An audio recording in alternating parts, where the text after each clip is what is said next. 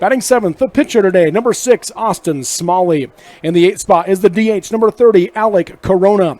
Rounding out the batting order is the left fielder, number 11, Jason Hawley. And playing right field and being DH for is number 5, Morgan Fleener for American Leadership Academy. We'll give you Juab's starting lineup in the bottom half of the inning. Suffice it to say that Kel Smith is on the mound for Juab.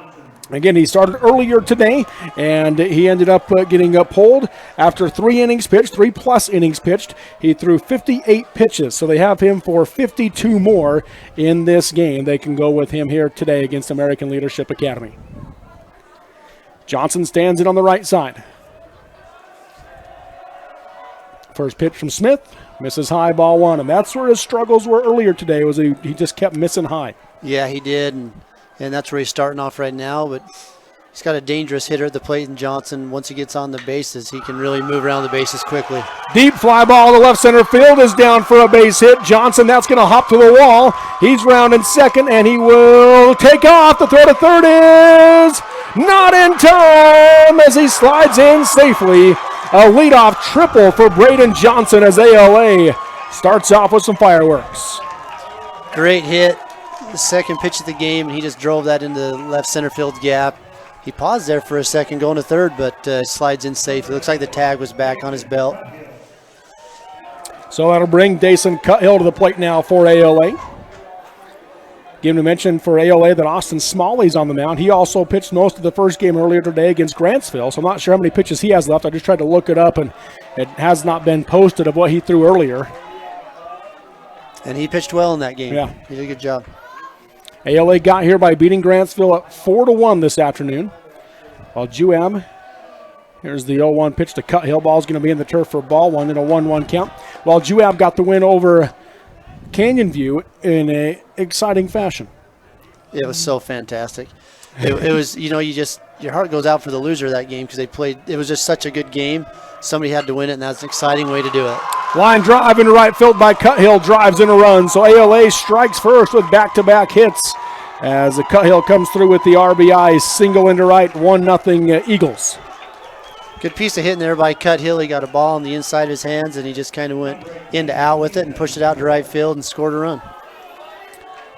So Juab, as we were just talking about, beat Canyon View 6-4. The 3-run walk-off home run in the 9th inning by Wyatt Payton. So that's how these two teams got to this game here tonight. At the plate, Ethan Ward, the catcher. First pitch, curveball missed high for ball 1 in a 1-0 count. South Severe ends up beating Enterprise beating Parowan 12-6. So South Severe in the 2A moves on as the undefeated team in the state championship tomorrow up at Kearns. Next pitch is in the turf for ball 2 to Ward and a 2-0 count. Yeah, big congratulations to South Severe Rams. They've had a really great season, and they're playing well in the tournament right now, so good for them. Job assistant coach going to go out and talk to Smith on the mound.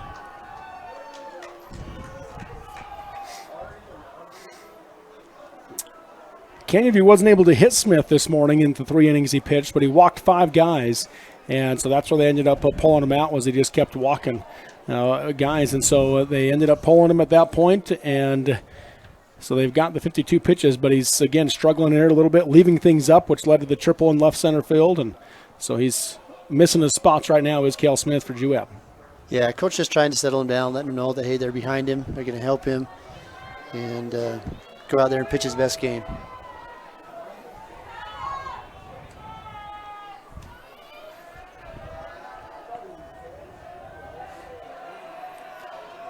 So into the left side is Ward with a 2-0 hitters count. Runner on first is Cuthill.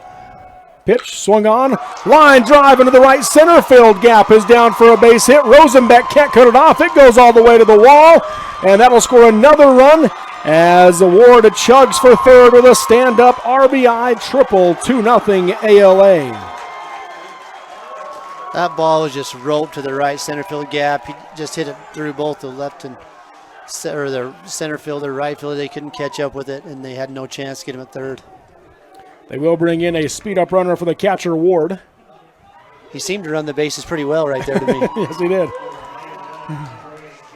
So it'll be Gavin Lazenby who comes in to run for the Eagles.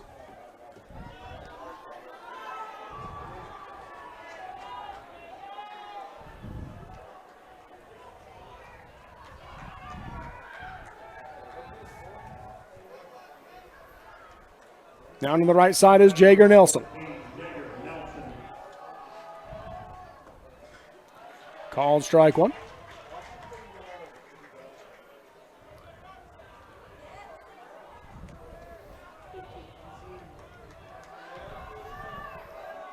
There's the 0-1 from Smith.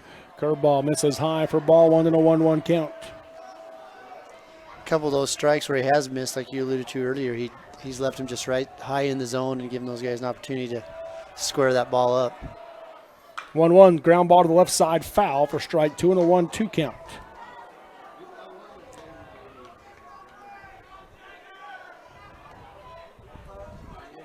So 1 ball, 2 strikes.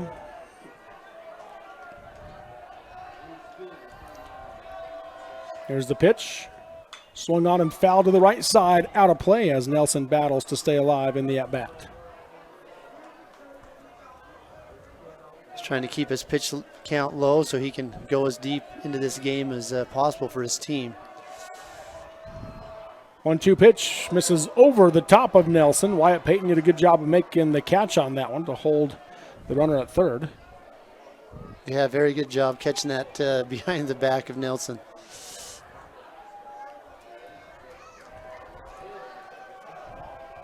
2-2 pitch, swing and a miss, strike three. Nelson will go down swinging on the off-speed pitch for the first out of the inning, first strikeout of the game for Kel Smith. Good curveball right there by Kel Smith, especially having the courage to come back after throwing a ball over the back of the batter and come right back at him and strikes him out.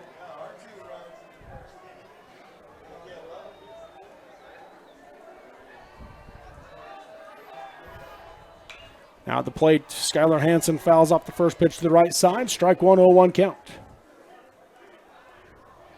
This ALA team, this team that we got to watch a couple times last week in their pod. They were victorious in 2 good games, both one-run games. They're pretty battle-tested. Yeah. Next one in there for a called strike two to Hansen for the 0-2 count.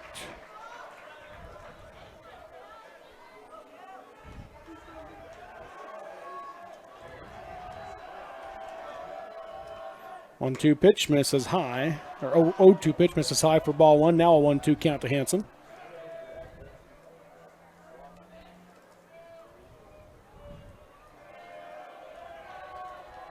One-two, swung on and fouled back to the screen as Hansen battles to stay alive. Just doing a good job right there to keep himself alive and giving another swing at the plate. 1-2 pitch, swing and a miss, strike three, and Payton will throw down to first to get the out as the ball was in the turf. So 2 outs now in the inning. Wyatt Payton tried to get the tag. Yeah, he missed the tag there, but did a great job looking the runner back at third, getting the out, and a good job by Smith coming in, covering home on that. That's a real quality baseball right there. Just good fundamentals. So that'll bring Zane Thornton to the plate now for American Leadership Academy as he stands in on the right side. First pitch from Smith, curveball, strike one, buckled to his knees. Yeah, that was a great pitch right there to start him off with a strike.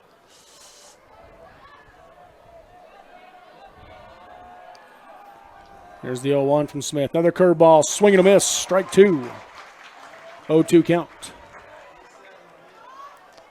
Do you see another one of those right here? You think he's at 2 great curveballs right there, and he's up on the count. Fastball away, it looks like maybe. 0-2. Swung on, ground ball to the right side. Top him at second, fields it. The throw to first is in time for the 4-3 ground out and the third out of the inning. But ALA with 2 triples and a single take the early lead 2-0. 2 runs on 3 hits, no errors by Juab, and 1 runner left on base through 1/2 inning of play. It is ALA 2, Juab 0 on the Mid-Utah Radio Sports Network and ETV.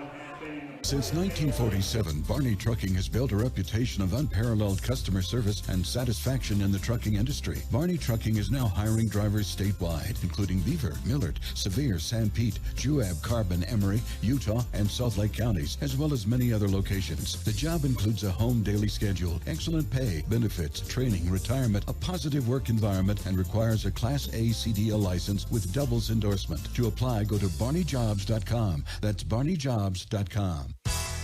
Barrett's Foodtown has been your hometown grocer since 1935, earning your business every day with its fast, friendly, and convenient services. Barrett's meat department is second to none. You don't have to call someone out of the back room to get that special cut of meat you desire and deserve. You don't have to play card games or put up with troublesome gimmicks. You save money every time you shop Barrett's Foodtown. Barrett's Foodtown supports local schools and sporting events. Shop Barrett's Foodtown in Salina or click on barrettsfoodtown.com or follow Barrett's on Facebook.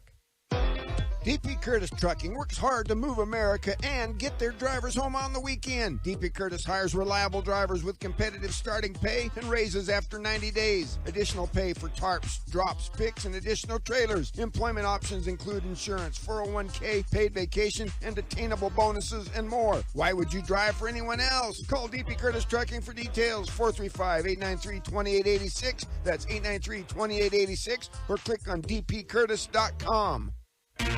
Your source for high school sports. KMGR. To the bottom of the first inning we go. We'll give the starting lineup now for the Juab Wasps. Leading off at second base is the number 6, Jaden Topham.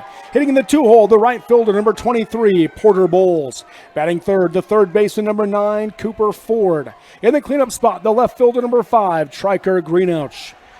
And Austin Smalley on the mound for ALA. First pitch to Topham, swung on. That'll be a fly down the right field line. And unable to get there was Morgan Fleener as he made a diving attempt in foul territory for a long, loud strike one to Jaden Topham. Just out of the reach of the right fielder, but Jaden Topham gets a chance to redeem himself and stay at the plate. Let's get back to the starters for Juab.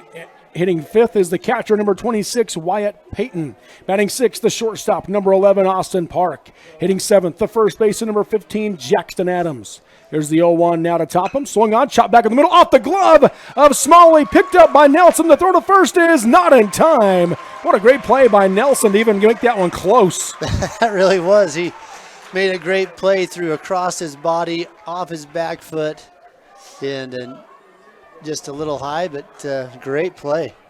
But it'll go as an infield single for Jaden Topham. Back to the starting lineup. Hitting in the 8th spot is the pitcher, number 3, Kel Smith.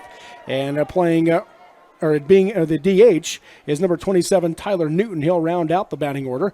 And playing center field and being DH for number 8, Jimmy Rosenbeck for Juab. So that'll bring Porter Bowles to the plate now for the Wasps as he watched ball one go by low and away. Porter Bowles, he's come to the plate, and he was hot as a firecracker in that last game. First pitch. That's in there for a called strike one and a 1-1 count.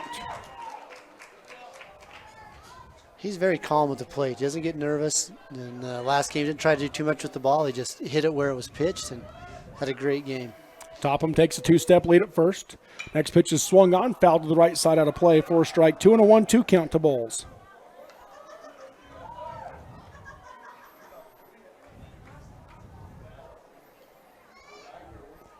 So 1 ball, 2 strikes. Bowles stands back into the right side. The 1-2 from Smalley in the turf. Good block by Ward behind the plate. 2 balls, 2 strikes. Obviously, Smalley pitched in the game earlier today, and he's going to be limited on pitches as well. So. And again, I don't know how many he threw. I tried to look it up, and it has not been posted. So 2-2 pitch, swung on and fouled to the right side out of play as Bowles battles to stay alive.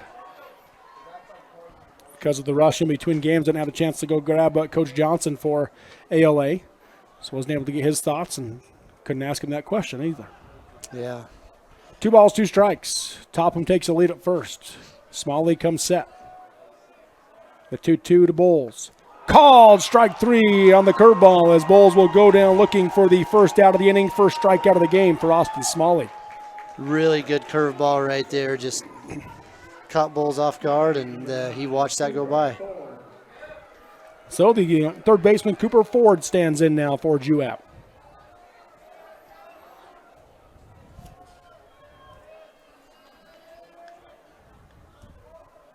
First pitch from Smalley. On the outside edge, called strike 1.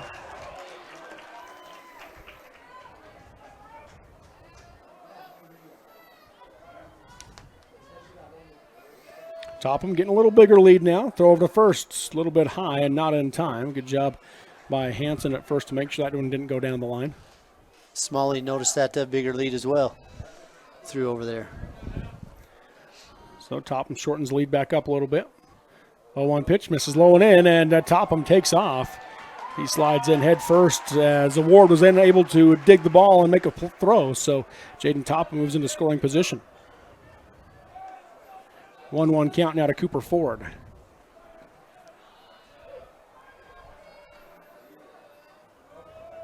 Pretty good lead at second. There's the 1-1. Swung on. High fly ball to left. Going back is Thornton and Hawley. Thornton calls for it and makes the catch. Topham tagging left way late. The throw to third is not in time as he slides in safely, but he held for a long time after that ball was caught. He held for a long time. In fact, I was watching him just wondering if he's going to go, and then I thought maybe the coach just held him up, and then next thing you know, he just takes off. So to bring Tractor Greenouch to the plate now for Juab. That was a deep ball hit by Ford. That was, and Thornton ran that down. He's played a fantastic center field in the games we've watched, and but yeah, he ran that down, made a good throw, just cut off through to a little wide of third base. First pitch to Greenouch, curveball, misses, ball one. ALA crowd didn't like that call. Yeah, they wanted that one.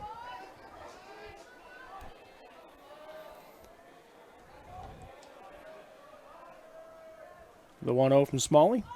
That one's in there for a called strike. One at the low part of the zone for a 1-1 count. Greenouch, he really has been hitting the ball well, and he hits it sharp. When he gets the bat on it, he really hits it hard. There's the 1-1 in the turf. Good block by Ward to hold the runner. 2 balls, 1 strike. You know, and Juab's got a runner in scoring position trying to cut the lead in half right here with a hit.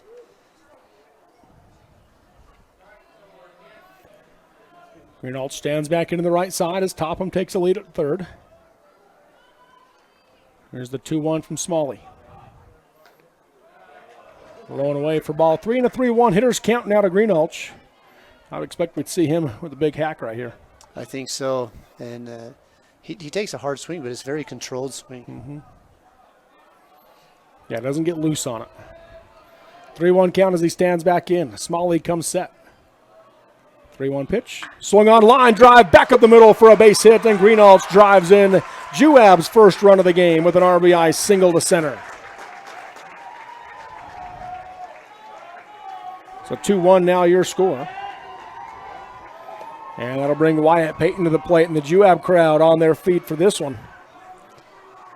His last at bat, the 3-run walk-off home run to left. Got the chance to ask him how that one felt. Said it felt good. I bet it did. And Smalley knows what he did his last at bat. I guarantee he does. And so you know, I'm sure he's thinking, "Gal, this guy's just hit that big shot." But yeah, it's in his head. First pitch missed up, ball 1. Throw down to first was not in time. Greenouch just stepped back to the bag easily. There's the 1-0 from Smalley. Swung on, foul to the right side, out of play for strike 1 and a 1-1 count. Hit that one a long way foul. Out by those John Deere tractors. Yeah. So ball and a strike. 2 outs here in the bottom of the first inning. 2-1. ALA leads Juab. Smalley sets. Here's the 1-1. Misses high and tight. Ball 2.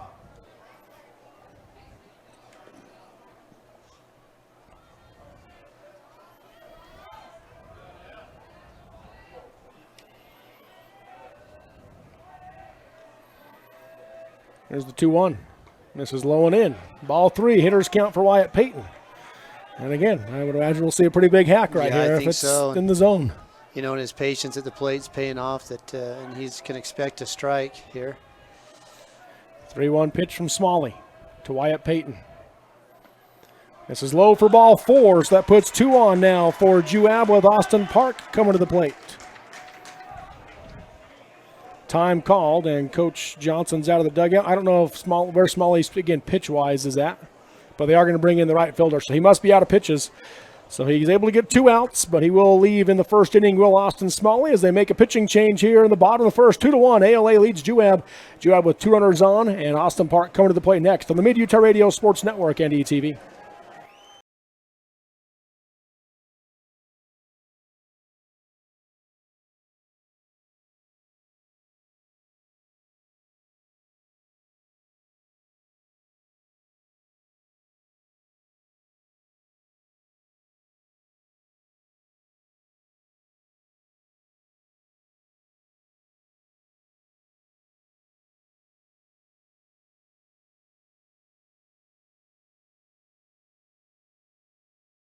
Power Service Corporation is committed to supporting our local schools, communities, and the economies of central and south central Utah. Each year, IPSC's two 950 megawatt generating units provide 3 million megawatt hours of energy for communities in Utah and Southern California. The Intermountain Power Project ranks among the best of coal-based power plants in reliability, cost-effectiveness, and environmental responsibility.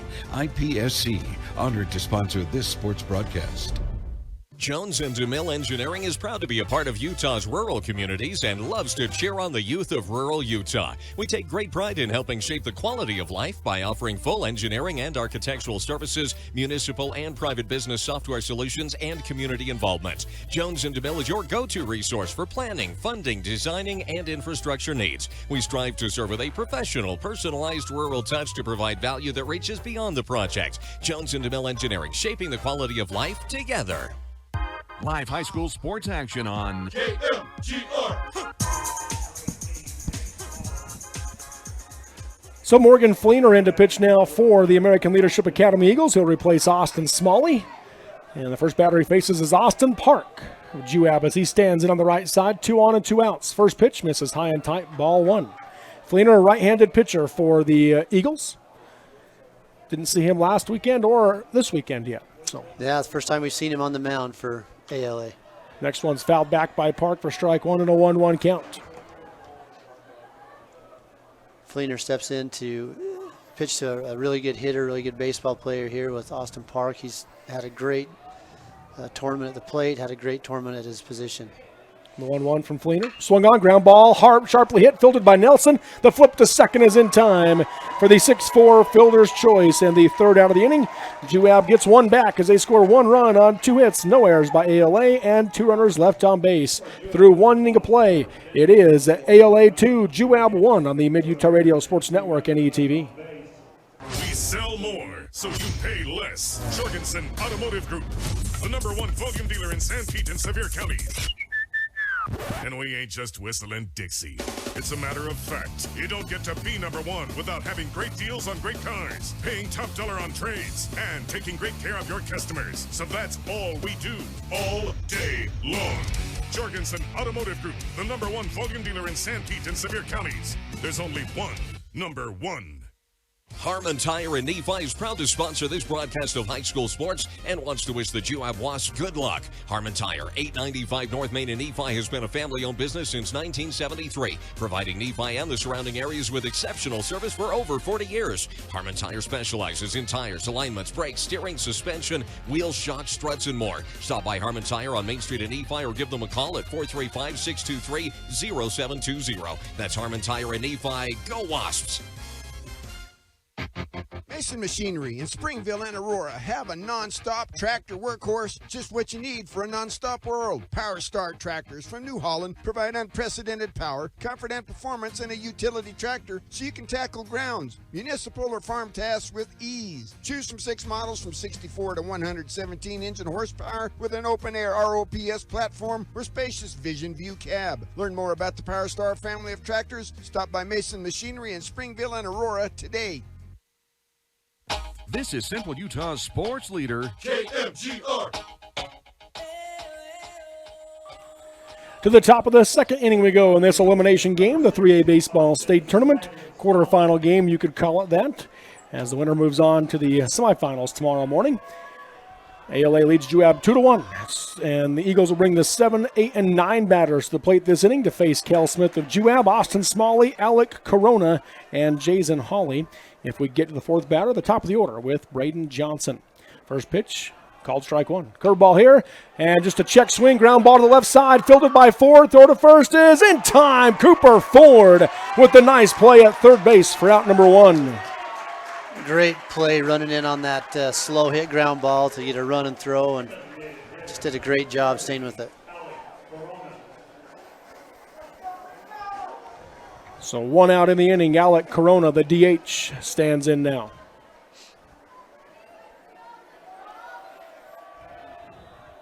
First pitch, swing and a miss, strike 1. Smith's starting to settle in right here. His curveballs really started working for him, and I think that's helped him get comfortable on the mound. Swung on there, fouled back out of play for strike 2 to Corona and an 0-2 count. Yeah, the game started with triple, single, triple, all hard hit by ALA. Really hard hit balls. Before Cal Smith was able to strike out the next 2, then induce a ground ball out. Back-to-back batters. 0-2 pitch here, just missed high and away for ball 1 and a 1-2 count. A little bit up, a little bit out. Must have been. Tough one to lay off on a 2-strike count. I agree. That looked pretty good. The 1-2. Swing and a miss, strike 3, and Corona will go down swinging for the second out of the inning, third strikeout of the game for Cal Smith. Again, Smith has 52 pitches in this game that he can use. He threw 22 in the first inning. So far, much more efficient here in the second. Yeah, he's looking really good this inning. Just really comfortable out there on the mound and kind of just finding his stride right here. Jason Hawley will stand in on the right side for ALA. First pitch from Smith. Misses up, ball 1.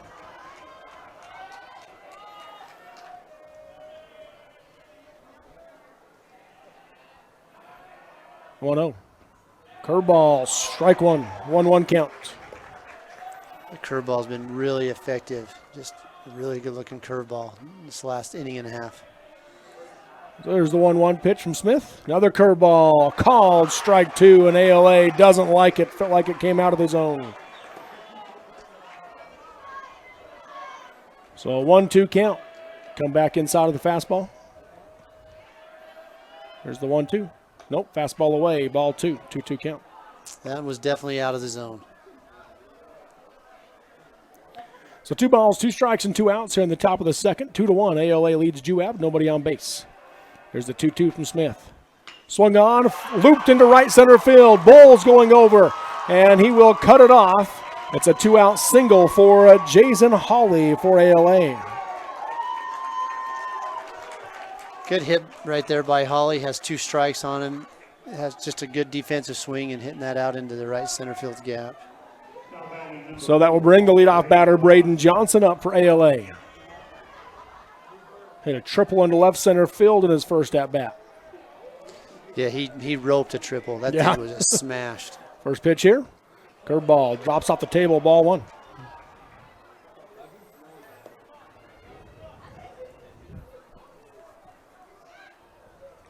Hawley takes the lead at first. Here's the 1-0 pitch. Another curveball. Strike 1. Good pitch to even the count up for Smith.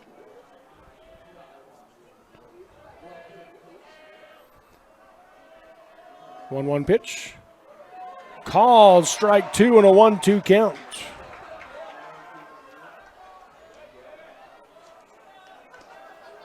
One ball, 2 strikes.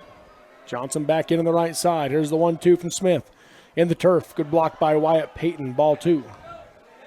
Yeah, good job getting in front of that ball and holding the runner at first base. Smith from the stretch. Taking a lead at first is Hawley. The 2-2 to Johnson. Swung on, ground ball up the middle. Park there, fields it. He'll just step on the bag for out number 3. As ALA gets a runner on, but they do not score. No runs on 1 hit, no errors by Juab, and 1 runner left on base. So through 1.5 innings of play, it's ALA 2, Juab 1 on the Mid-Utah Radio Sports Network and ETV. Come find your trail in Utah's Trail Country. Here in Sevier County, we have a trail for everyone, from hiking to biking to rafting and more. Hike to 100 Hands Cave and stay overnight in a pit house at the Fremont Indian State Park. Or kill it on the Killnet Trail, part of our new mountain bike trail system above Richfield. Raft the rapids past the Big Rock Candy Mountain. Or fish your heart out at Fish Lake. Whatever it may be, we have a trail for you. Follow us on Instagram and Facebook at Utah's Trail Country and come find your trail in Sevier County. We've been spending a lot more time in our homes and with our families. This creates wear and tear on our floors. One solution to your flooring dilemmas is luxury vinyl plank flooring from Shepherd's Carpets. Hi, I'm Teresa from Shepherd's Carpets and Flooring to let you know that we carry high quality vinyl plank flooring. The flooring is waterproof and is affordable for your home. Only at Shepherd's Carpets in Spanish Fork in Richfield will you be able to get the quality flooring at a great price and help and advice to install it or use our expert installers to do it for you. Smithfield Foods offers excellent career opportunities right here in our area. Great jobs in all phases of hog production starting at $13 an hour, certifications to $15.75 an hour in the first year. Other non-farm positions also available. Smithfield provides the full benefit package including medical, dental, vision, 401k, life insurance, paid time off, education reimbursement, and more. Come join the team. Visit smithfieldfoods.com/careers or call 435-387-6000. Smithfield, good food responsibly. You're listening to exciting high school sports action on KMGR. To the bottom of the second inning we go here in Orem. And Juab trailing ALA 2-1 will bring the 7, 8, 9 batters to the plate. Jackson Adams, Kel Smith, and Taylor Newton. If we get to the fourth batter, the top of the order is Jaden Topham. Morgan Fleener on the mound for ALA. First pitch missed high and tight to Adams. He fouls off the next one down the right field line, so a 1-1 count.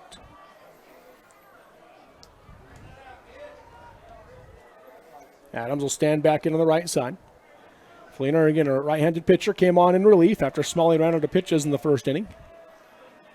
1-1.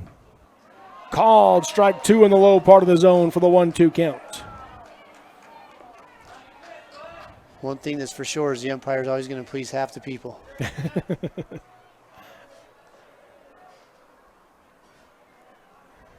There's the 1-2. Curveball misses inside, ball two. It's got a late break on that curveball, and it's not breaking enough. No, that stayed right in on the hands of Adams and nearly got him. 2-2 count. Next pitch from Fleener. Misses low and away. Ball three and a full count now to Jackson Adams. The Juab hitters, they've come to the plate, and I think they've been really patient. They're really going to make the ALA pitchers work and earn these strikes. Fleener comes set from the stretch. Here's the payoff pitch to Adams. This is low and in for ball four, so leadoff walk issued to Big City Adams for Juab. Tying run is on base here in the bottom of the second inning, down 2-1. Number 3, Kel Smith. So that'll bring Kel Smith to the plate now for the Wasps. Stands it on the right side.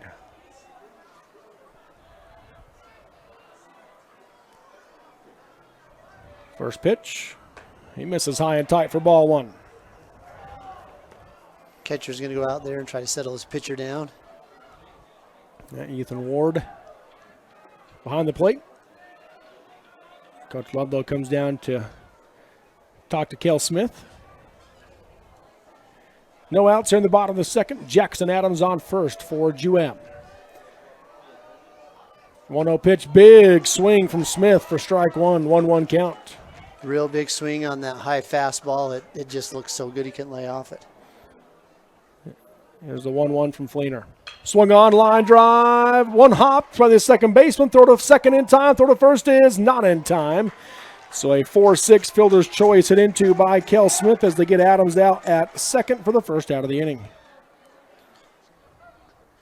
Johnson and Nilsson did a good job on that double play ball. That was a slow hit ball, and Johnson really got out of his glove quick, flipped it over, and they made a pretty quick turn on that. It was closer than I thought it was going to be. So one out now in the inning. Slow runner on first for Juab as Taylor Newton stands in on the right side.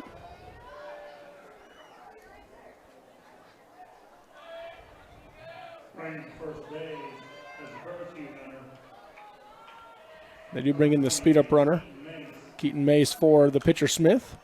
Newton fouls out off to the right side for strike one, 0-1 count. Now batting number 27, Taylor Newton.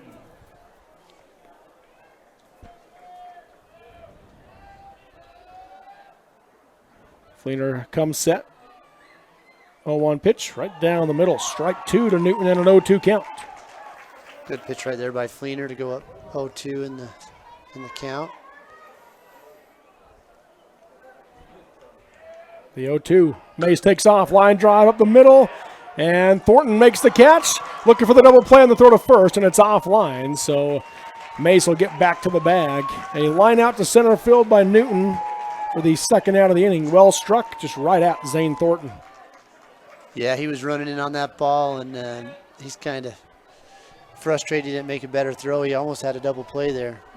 I don't think he realized that the opportunity was that great because he didn't get his feet set to make the throw. No, he just threw it running and didn't set his feet, but I think he did have more time than he thought. Jaden Topham stands on the right side. First pitch misses low for ball 1. 2-1, ALA leads Juab here in the bottom of the second inning. Mace takes the lead at first base for the Wasps. Topham stands in on the right side with 2 outs. The 1-0 from Fleener. Swung on, ground ball to the third base side. Backhand by Cuthill. The throw to first is in the dirt. Offline, down the line it goes. Heading for third is going to be Mace. They're waving him around for home. The throw home is in plenty of time, and he applies the tag for the third out of the inning. Coach Ludlow trying to take advantage of the mistake, and they get caught going home to end the threat. So Topham reaches on the air.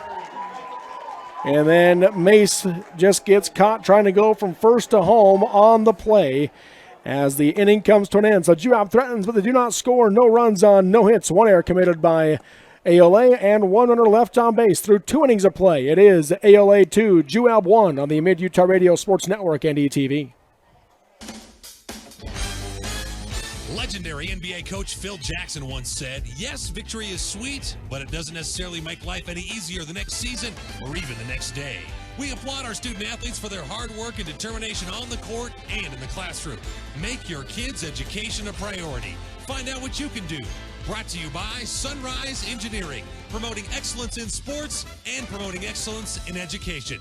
Visit us at sunrise-eng.com. Tired of driving your old clunker?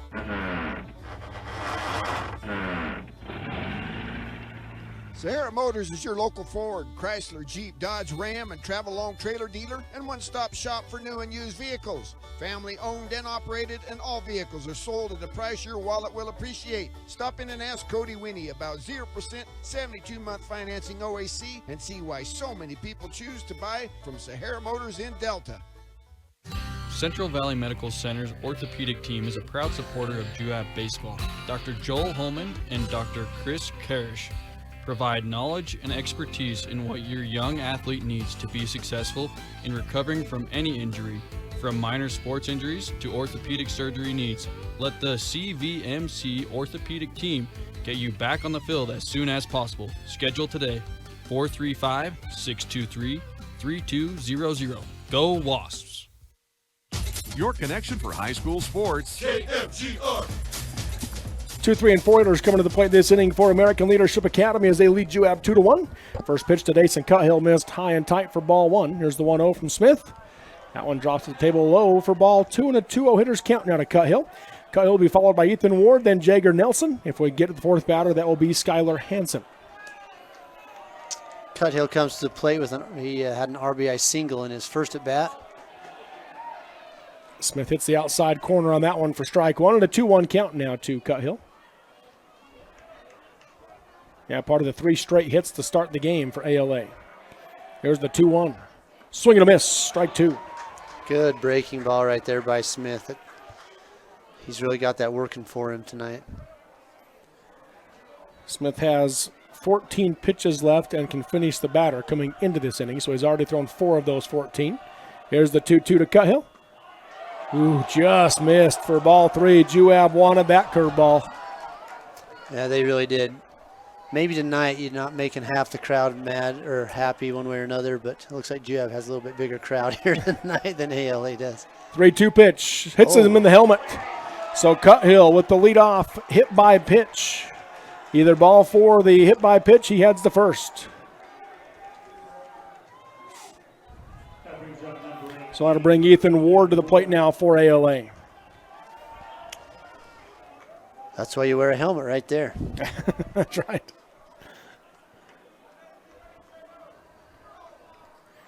Ward will stand in on the left side. First pitch from Smith. Curveball misses low and in, ball 1. Ward had the RBI triple into right center field in his last at bat. Yeah, he smashed that ball into the right center field gap and made it around the bases pretty dang good. There's the 1-0. Swung on, line drive into right. Bowles over to cut it off. And going first to third on the play is Dason Cuthill. So runners at first and third with no outs now for American Leadership Academy.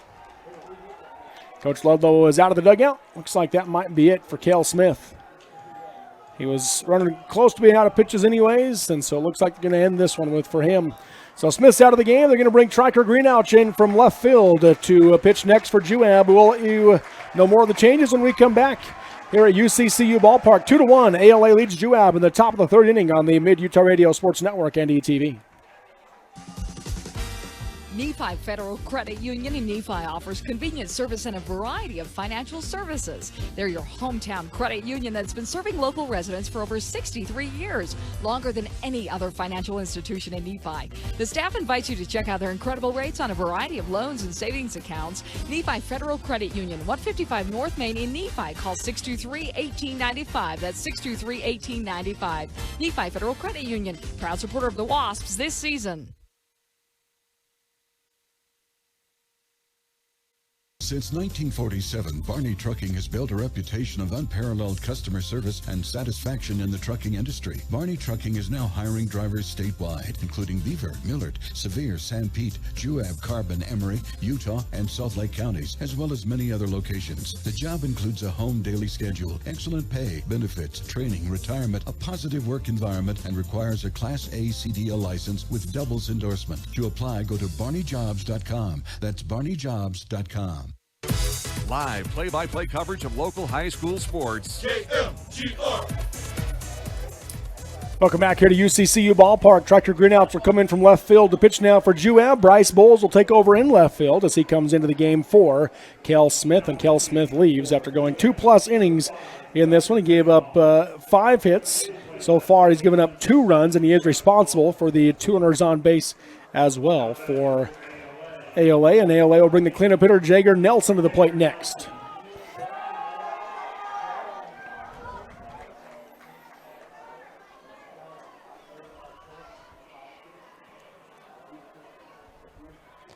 Official may be having a little bit of a mask malfunction, but looks like he's got it fixed and ready to go.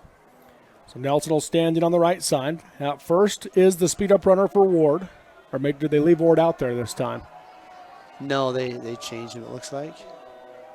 First pitch from Greenouch, curveball, ground ball to the left side. Ford fields it, just going to go across to 1 and get the out, and he does. But an RBI ground out for Jager Nelson, 3-1, ALA with the lead.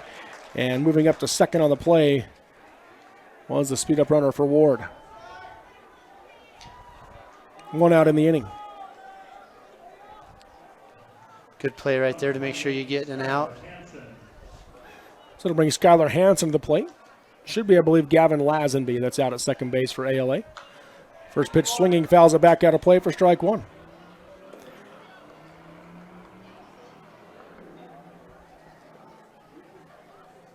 Hansen in his last at bat, he struck out. Greenouch comes set. Turns and throws to second. Not going to be in time. Diving back safely is Lazenby.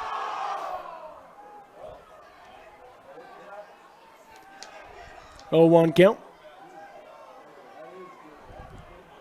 Back in on the right side is Hansen. The pitch from Greenouch. Misses high, ball 1 and a 1-1 count. So 1 ball, 1 strike, and 1 out. The runner on second for ALA here in the top of the third. They lead Juab 3-1. Winner makes it to Saturday. Loser has their season end here tonight. There's the 1-1 pitch. Curveball, swing and a miss, strike 2. Good curveball right there from Greenhouse to even up the count. Got him out on his front foot on that one. Yeah, he did.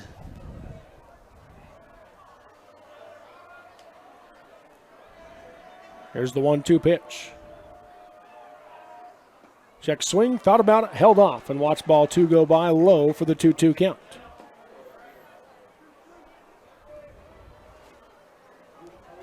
The scoreboard has a incorrect, is showing incorrectly. They show 3-1, but it is a 2-2 count. Ken Greenouch checks the runner at second. The 2-2. Just misses low for ball 3 and a full count. Greenouch did come in a pitch the last game. He threw 12 pitches, so. Yeah, he finished the game out for Juab, and he did a good job for him. Here's the 3-2 payoff pitch to Hansen. In the turf for ball 4. Runner takes off. They throw down to second to backdoor him, and the tag is applied. Did he hold on? Yes, he did. Wyatt Payton throws out the runner behind him as Austin Park applies the tag for the second out of the inning. Great heads-up play right there by Wyatt Payton, throwing behind the runner, and great job by Austin Park to hold on to that ball and make that tag.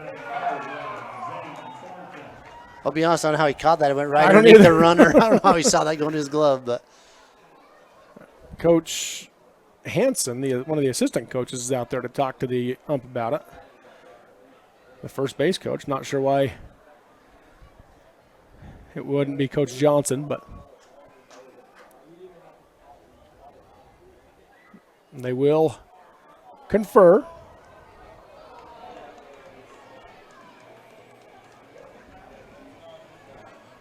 If it stands, we've got 2 outs.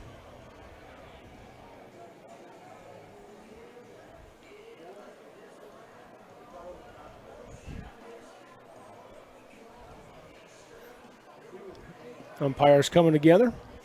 Zane Thornton will bat next for ALA with a runner on first and 2 outs.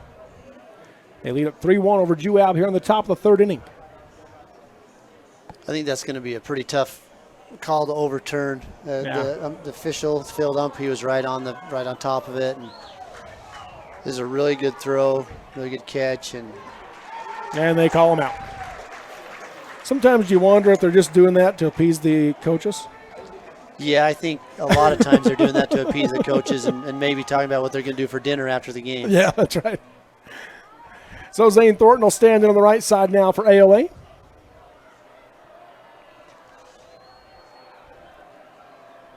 First pitch from Triker Greenalch. Curveball misses low and away, ball 1. Zane Thornton in his first at bat, he struck out. They're grounded out. Or grounded. Second. Oh, excuse me. Grounded out. Thank you. There's the 1-0. Swing and a miss. Strike 1.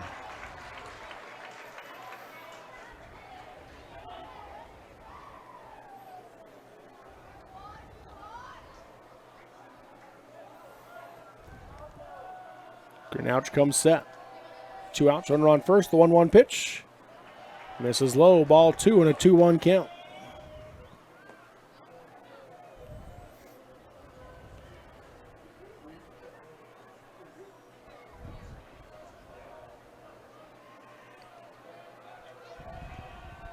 Two-one from Greenalch. This is in the turf for ball 3. So a 3-1 hitters count now to Zane Thornton. Going to be looking for a fastball right down the middle, and if it's a pitch he likes, take a good hack at it. Runner takes their lead. 3-1 pitch. Swung on, deep fly ball to left. Going over is Bryce Bowles, able to make the play above his head for out number 3. So an F7 for Zane Thornton, fly out to left for the third out of the inning. But ALA adds to their lead. They get 1 run on 1 hit to no errors committed by Juab, and there was 1 runner left on base. Through 2.5 innings of play, it's ALA 3, Juab 1 on the Mid-Utah Radio Sports Network and ETV. Barrett's Foodtown has been your hometown grocer since 1935, earning your business every day with its fast, friendly, and convenient services. Barrett's meat department is second to none. You don't have to call someone out of the back room to get that special cut of meat you desire and deserve. You don't have to play card games or put up with troublesome gimmicks. You save money every time you shop Barrett's Foodtown. Barrett's Foodtown supports local schools and sporting events. Shop Barrett's Foodtown in Salina or click on barrettsfoodtown.com or follow Barrett's on Facebook. DP Curtis Trucking works hard to move America and get their drivers home on the weekend. DP Curtis hires reliable drivers with competitive starting pay and raises after 90 days. Additional pay for tarps, drops, picks, and additional trailers. Employment options include insurance, 401k, paid vacation, and attainable bonuses, and more. Why would you drive for anyone else? Call DP Curtis Trucking for details, 435-893-2886. That's 893-2886, or click on dpcurtis.com.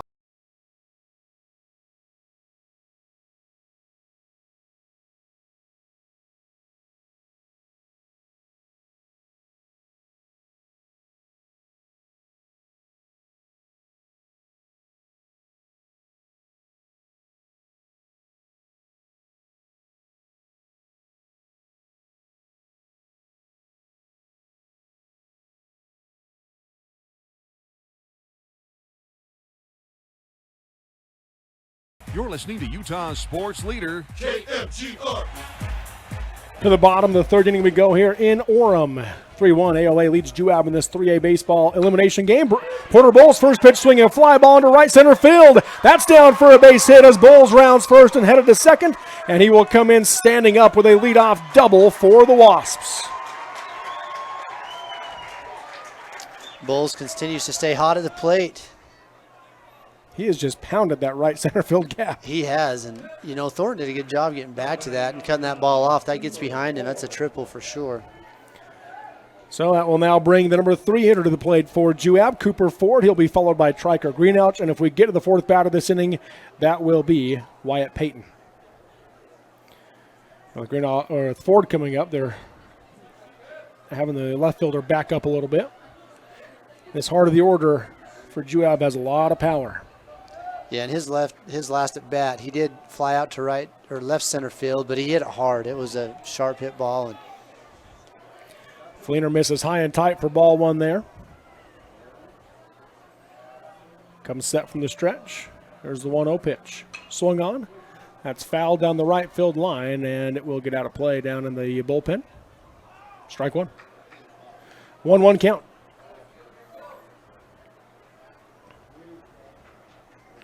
Ford, he's done a really good job in the field. He's played third and short, and he's filled those positions well for Juab. Got time called. Umpire is bringing in the pitcher to talk to him. I don't know what that would have been about. I don't know either. I didn't see if he was doing something, but. So Ford stands back into the right side as Fleener works from the stretch. Bowles at second for Juab. Curveball.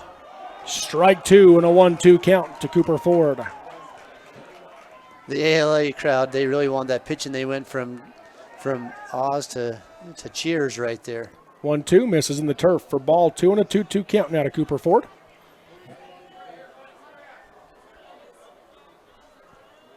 So 2 balls, 2 strikes, no outs. Runner on second for Juab.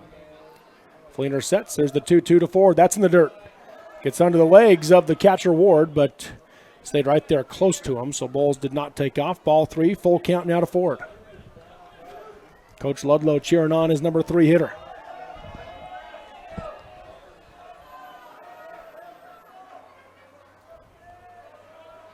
Three-two payoff pitch. Ooh. I don't know where that one missed. That was close as he watches ball 4 go by. I'm assuming that must have been low, but boy, that's a pretty good looking pitch. And this ump has not given that low strike. We saw that in the top half when Kel Smith was pitching as well, and Triker Greenouch. He was not given that low strike, that low part of the zone of strike, if you want to call it that. So runners at first and second for Triker Greenouch. First pitch, high and tight, ball 1. You see pretty much all these ALA pitchers, they've come in high and tight, almost every batter to start off the batter. Yeah, and Greenouch, he's right on the line there, and he's 1-0 pitch is a high pop up. Does it stay in the infield? If so, it'll be an infield fly, and it does. Nearly dropped by Cuthill, but infield fly rule, so a P5 for Greenouch, pop him to the third baseman for the first out of the inning. And ALA breathes a sigh of relief, getting Greenouch to pop up in the infield. So that'll bring Wyatt Payton to the plate now for the Wasps. He stands in on the right side.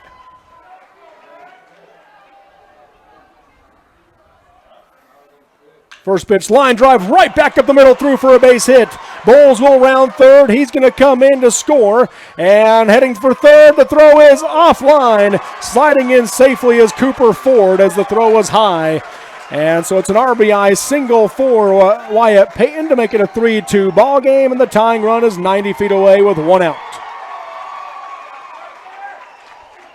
Wyatt Payton, man, he's if he was in a slump, I would say he's officially out of that slump after the last couple of bats. Hits that ball at the box. I think that was a little bit of an ill-advised throw coming home with that. Runner was halfway to home before the ball even got to the infield. I think you just got to get that, hit your cutoff, and keep those runners where they were before. Austin Park, big swing and a miss. The ball gets through the legs. Coming home is Ford. Slides in safely. 3-3 your score. Juab ties it up on the pass ball, and moving to second is it Peyton that stayed out there, or did they bring in a speed-up runner? No, they brought in a speed-up runner. He did come off. I can't tell the number. Yeah, I missed who it was. Is it Peyton Park? I'm not even positive. But we're tied at 3 after Ford scores on the pass ball. 0-1 count. Park drives one deep to left center field. Thornton going back and makes the play. And they're not going to tag up on it. Coach Ludlow is not happy about it. That was deep in the left center field gap, and they did not tag up to move to third. That was really well hit. We went out and walked the field earlier this morning, and where he hit that ball, probably somewhere, he probably hit it to 350. So that's a long throw to get a guy at third. So 2 outs in the inning, and that brings up Big City for Juab in a 3-3 ball game, bottom of the third inning. Pitch from Fleener. This is high and tight, ball 1. Big City walked to lead off the second inning in his first plate appearance. Here's the 1-0. Swung on, line drive, fly ball into right, and caught! Great catch in right field for Austin Smalley. Turned his ankle, though, looks like in the process. He's gone down in right field. He made a nice catch. It looked like he was going to get beat, but he appears to have rolled his ankle in the process. So Juab, though, ties the game as they get 2 runs on 2 hits and no errors committed by ALA, and there was 1 runner left on base. Through 3 innings of play, we're all tied up. Juab 3, ALA 3 on the Mid-Utah Radio Sports Network and ETV. The Intermountain Power Service Corporation is committed to supporting our local schools, communities, and the economies of central and south central Utah. Each year, IPSC's 2 950-megawatt generating units provide 3 million megawatt hours of energy for communities in Utah and Southern California. The Intermountain Power Project ranks among the best of coal-based power plants in reliability, cost-effectiveness, and environmental responsibility. IPSC, honored to sponsor this sports broadcast. Jones and DeMille Engineering is proud to be a part of Utah's rural communities and loves to cheer on the youth of rural Utah. We take great pride in helping shape the quality of life by offering full engineering and architectural services, municipal and private business software solutions, and community involvement. Jones and DeMille is your go-to resource for planning, funding, designing, and infrastructure needs. We strive to serve with a professional, personalized rural touch to provide value that reaches beyond the project. Jones and DeMille Engineering, shaping the quality of life together. Your home for high school sports. KMGR. Welcome back here to UCCU Ballpark. ALA slow to get going as they're waiting to come out of the dugout. Smalley is who's up to bat next, and he's on the left the field with the injured ankle. I'm assuming it was an ankle. That was the kind of reaction that you had. Yeah, it looked like he grabbed his ankle or his foot. The assistant coach coming out talking to the home plate umpire and did a little bit of his best impersonation of what happened out there. Smalley, though, comes out of the dugout. Appears to be walking for the most part okay. Slight limp to it, but he is going to bat first here for ALA. So it'll be the 7-8-9 batters for the Eagles: Austin Smalley, Alec Corona, and Jason Hawley. If we get to the 4th batter, the top of the order is Braden Johnson. Well, that was a good play by Smalley out there in right field. It looked like at first that that ball's going to burn him, but he recovered well, made that play, and you know this kid doesn't want to. He wants to hit. He wants to play this game. He'll stand in on the right side. 3-3 your score as we go to the top of the 4th inning in this 3A baseball elimination game, quarterfinal game. Greenouch working from the windup. First pitch to Smalley. Curveball misses outside, ball 1.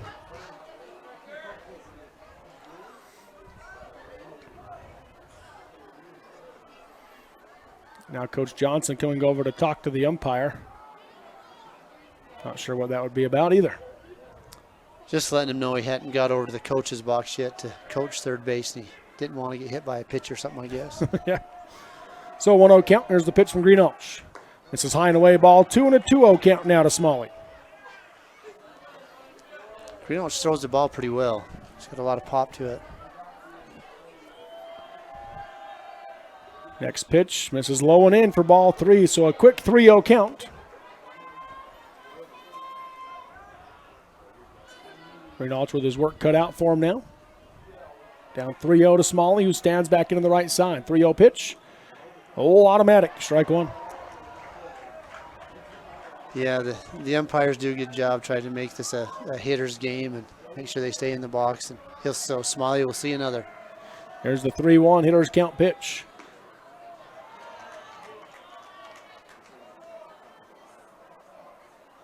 Well, no, that should be ball 4. If that's a ball, that should be ball 4. Yeah, they called it a ball. He'll ask the field umpire. And, he asked the ALA at least. Now they will send him down to first. It was ball 4. That's the right call. Yeah, that's a correct call. So the leadoff batter is on base for American Leadership Academy. They're going to pinch run, it looks like, for Smalley. Maybe. Yep, now they will. And they will bring into the game here Fenn, Cameron Fenn. Is that 17? Yep, Cameron Fenn will come in to run for Smalley. So Fenn's at first base. Alec Corona stands in on the right side for the Eagles. No outs here in the top of the 4th. We're tied at 3 between Juab and ALA.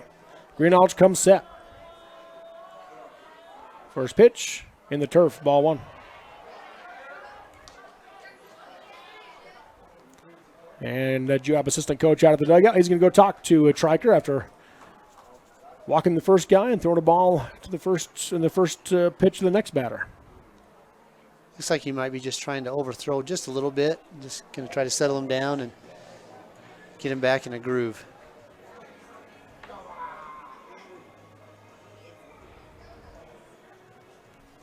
So a 1-0 count. I'll give you a quick score update on the Kanab Enterprise game in two-way in the top of the second inning. Kanab leads Enterprise 3-1.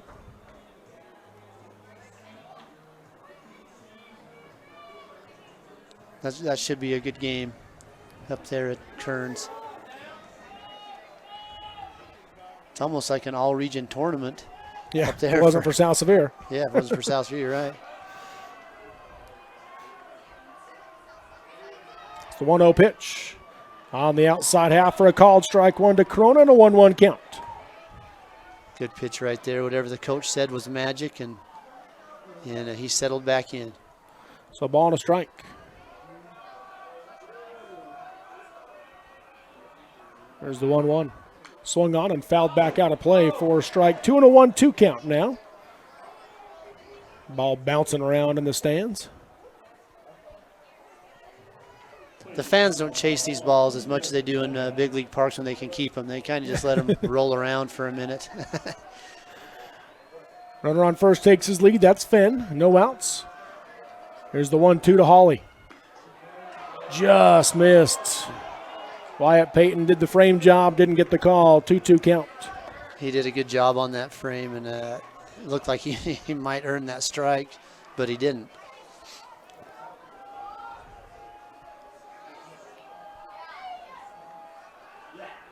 Greenhalgh's going to step off the mound. Not much of a lead over there. No. Fenn's just getting about a step and a half off is all. 2-2, curveball misses high and away. Throw down to first. Not going to be in time. 3-2 full count now to Corona.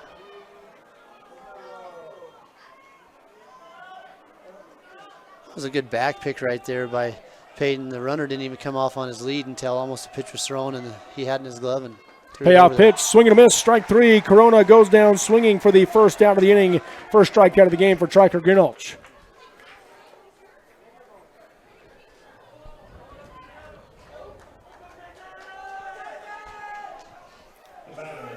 So that'll bring Jason Hawley to the plate now for the Eagles.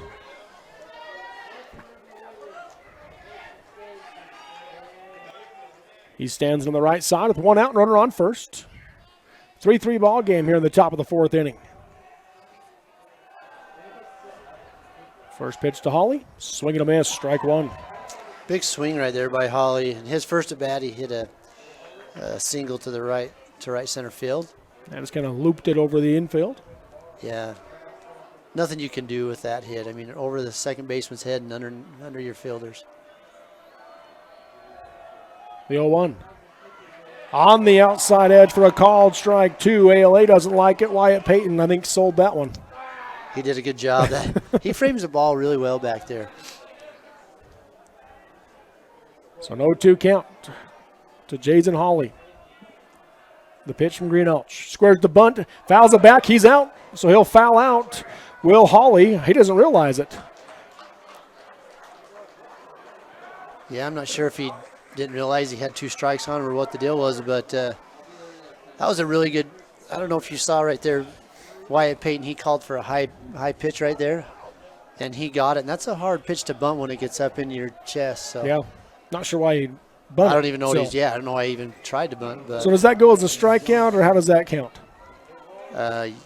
Yeah, whatever you tell me. That'll bring Braden Johnson to the plate now for ALA. I'm going to write it down as a strikeout. I think he earned it. First pitch curveball misses high and away for ball 1. Still a runner on first here for ALA with 2 outs in a tie ball game. Top 4. The 1-0. That one's in there for a called strike 1 to Johnson.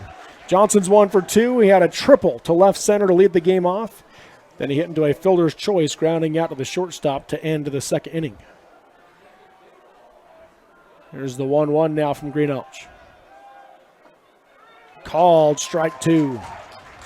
1-2 count. Good pitch there, and good job for Greenelch getting back, just kind of settling in and starting to throw some strikes. There's the 1-2 pitch. Misses high and away for ball 2 and a 2-2 count. That one was not close enough that Johnson was going to offer at that one. Now he'd had to have a pretty long bat to hit that one. 2 balls, 2 strikes, 2 outs. Runner on first. Top 4, we're tied at 3.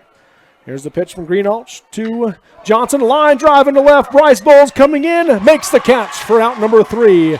An L7 for Johnson. He struck it well, but Bryce Bowles was there to end the threat. So no runs on, no hits, no errors committed by Juab, and 1 runner left on base. We're halfway home through 3.5 innings of play. It is Juab 3, ALA 3 on the Mid-Utah Radio Sports Network and ETV. Life's hard. Don't make it harder. Shop the Jorgensen Automotive Group. The Jorgensen Auto Group bursts the bubble of the big city car deals. Jorgensen Ford Richfield, Jorgensen Chevrolet Ephraim, dealing experiences that fit your lifestyle and budget. You can even shop from the seat of your britches at both Jorgensen dealerships. Sit down or pull over and click on jorgford.com or jorgchev.com. Start your lifestyle story free of the after-deal remorse you often get in the big city. Enjoy the experience at the Jorgensen Automotive Group. Harmon Tire in Nephi is proud to sponsor this broadcast of high school sports and wants to wish the Juab Wasps good luck. Harmon Tire, 895 North Main in Nephi, has been a family-owned business since 1973, providing Nephi and the surrounding areas with exceptional service for over 40 years. Harmon Tire specializes in tires, alignments, brakes, steering, suspension, wheel shocks, struts, and more. Stop by Harmon Tire on Main Street in Nephi or give them a call at 435-623-0720. That's Harmon Tire in Nephi. Go Wasps! If building dreams is how you make your living, demand the performance of New Holland construction equipment from Mason Machinery in Springville and Aurora. Choose from skid steer loaders, compact track loaders, loader backhoes, compact excavators, and more. Built-in visibility, stability, and comfort allow you to work with a higher level of confidence, speed, and efficiency. Learn more about the performance of New Holland construction equipment. Stop by Mason Machinery in Springville and Aurora today. Complete coverage of local high school sports on KMGR.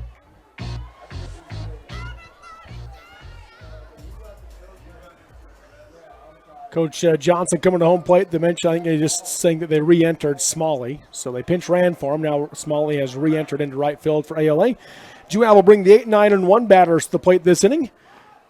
That is Bryce Bowles, followed by Taylor Newton, and then Jaden Topham. And if we get to the 4th batter, that will be Porter Bowles. Bryce Bowles watched ball 1 go by from Fleener. Swung on that one. Fly ball to the left field line. And it is just foul. And I mean by 8 inches. As Bryce Bowles strolls into second, not realizing he gets to head back to the plate to hit again. Thinking he still thinks he has a double. I mean, that was like 8 inches foul. I'll be honest, I thought he had a double too, and I think the left fielder did also. He was not stopping on that ball, and he just made a hard throw to second base. But the home plate umpire, he was right on that, looking down the line, and not much of an argument from Coach Ludlow.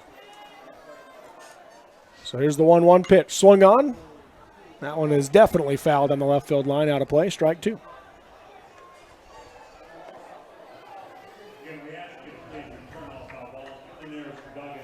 So 1-2 count. Fleener comes set. There's the 1-2 pitch. Curveball misses way high for ball 2 and a 2-2 count. Catcher right there is doing a little pitching coaching for him and telling him to get on top of that curveball. He can't throw it with his back bent the other way. 2-2. Misses low for ball 3 and a full count now to Bowles. Bowles didn't start the game. He came in for Kel Smith when Kel Smith left the game off the mound. Here's the 3-2 payoff pitch from Fleener. Swung on, ground ball to the right side. Diving, he gets past the diving Johnson, and it's a leadoff single for Bryce Bowles. Good at bat right there for Bowles. Hitting two foul balls and come back, and they were both to the left field side, and then pulls that one and hits it past the second baseman. So that'll bring Taylor Newton to the plate now for Juab. We have time called. I'm not sure what. Again, Coach Johnson for ALA came back out of the dugout to talk to the umpire. That's the third time that I'm not entirely sure what he's talking to him about. Yeah, I can't figure it out either. Fleener comes set. First pitch, misses high and tight. Ball 1.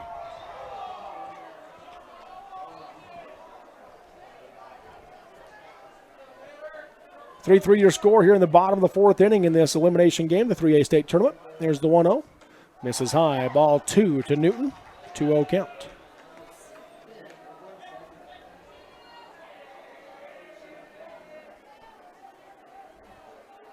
Newton back in the right side as Bowles takes a 2-step lead at first. 2-0 hitters count. That one's misses low maybe.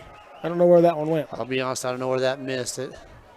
It must have been low. It was right across the middle of the plate. We mentioned earlier he hasn't given that low part. Here's the 3-0 to Newton. On the inside edge, strike 1. 3-1 count. Newton hit one hard in his last at-bat, but lined out to center field, just right at Zane Thornton.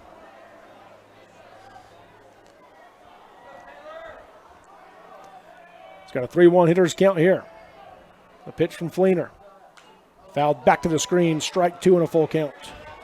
Back-to-back full counts for Morgan Fleener.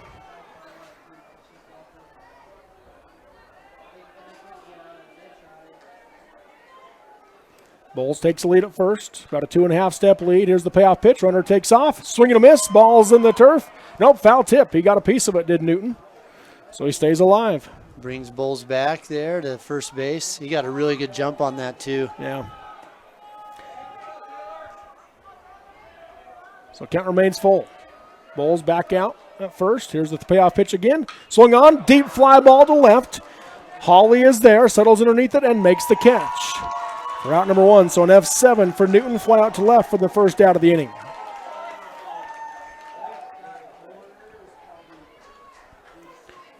So it'll bring Jaden Topham to the plate now for Juab.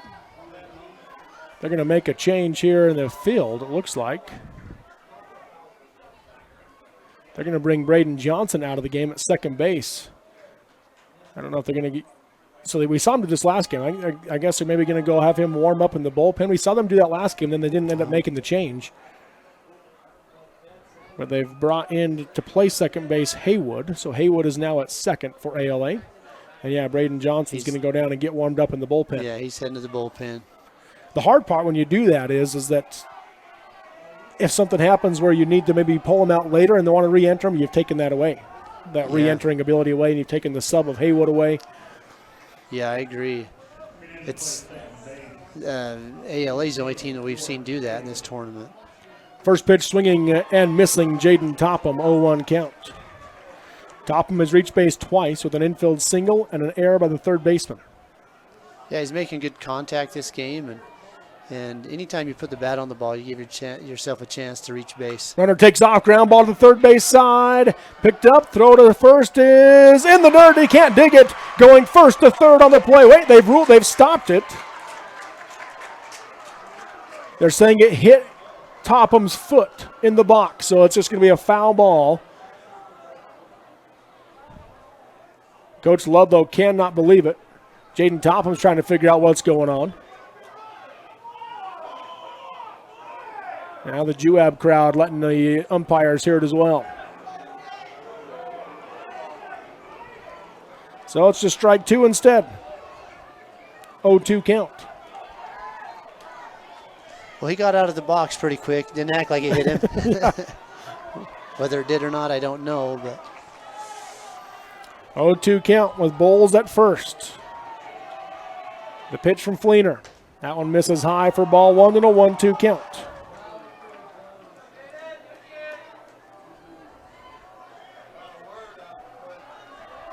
Bowles again takes a two-step lead.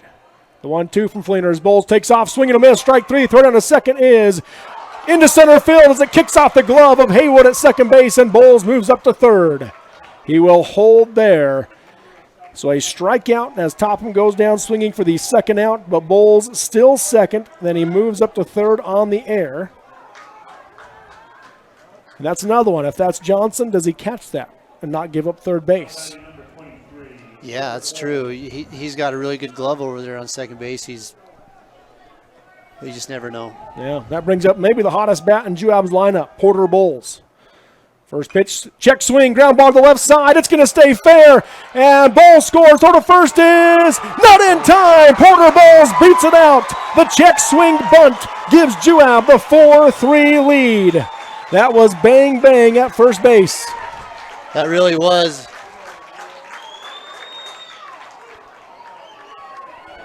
Take a look at the replay.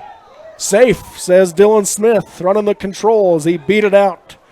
So Juab in front with the RBI swinging bunt single. Check swing bunt single. Yeah, that's great camera work right there. And, yeah, the replay shows he's safe. So kudos to the umpire there for making the correct call. First pitch to Cooper Ford was a called strike. Next one misses low for ball one and a 1-1 count. Bottom of the fourth, Juab takes their first lead of the game, 4-3. 1-1 pitch as Bowles takes off, swinging a miss. Throw down to second is not in time. Head first slide by Porter Bowles. Another runner in scoring position for Cooper Ford with a 1-2 count. Coach Johnson calls time. He wants to talk to the umpire again. I don't know if he wants to get the interference on the swing and the miss or not. Yeah, no interference there, in my opinion. Didn't see him leave the box. So Ford stands back in. Bowles at second with 2 outs and a 1-2 count. Fleener sets. The pitch to Ford, up over his head for ball 2. 2 balls, 2 strikes. Ford's 0 for 1, flew out to center on a deep fly ball to left center. Then he walked and scored in the third. Here's the 2-2. Swung on, fly down the right field line. It will go foul, and it will get in the bullpen. Out of play. You can see Smalley out there. He is limping, and he's hurting a little bit, and maybe doesn't have the speed that he would if he hadn't twisted his ankle earlier. But he wants to play this game.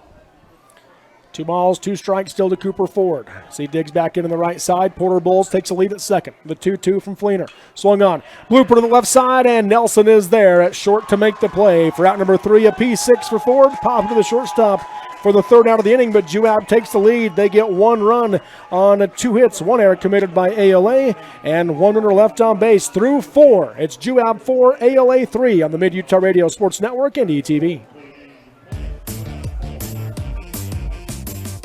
Come find your trail in Utah's Trail Country. Here in Sevier County, we have a trail for everyone, from hiking to biking to rafting and more. Hike to 100 Hands Cave and stay overnight in a pit house at the Fremont Indian State Park. Or kill it on the Kilnet Trail, part of our new mountain bike trail system above Richfield. Raft the rapids past the Big Rock Candy Mountain. Or fish your heart out at Fish Lake. Whatever it may be, we have a trail for you. Follow us on Instagram and Facebook at Utah's Trail Country and come find your trail in Sevier County. We've been spending a lot more time in our homes and with our families. This creates wear and tear on our floors. One solution to your flooring dilemmas is luxury vinyl plank flooring from Shepherd's Carpets. Hi, I'm Teresa from Shepherd's Carpets and Flooring to let you know that we carry high quality vinyl plank flooring. The flooring is waterproof and is affordable for your home. Only at Shepherd's Carpets in Spanish Fork and Litchfield will you be able to get the quality flooring at a great price and help and advice to install it, or use our expert installers to do it for you. Smithfield Foods offers excellent career opportunities right here in our area. Great jobs in all phases of hog production starting at $13 an hour. Certifications to $15.75 an hour in the first year. Other non-farm positions also available. Smithfield provides a full benefit package including medical, dental, vision, 401k, life insurance, paid time off, education reimbursement, and more. Come join the team. Visit smithfieldfoods.com/careers or call 435-387-6000. Smithfield, good food responsibly. KMGR, your source for high school sports.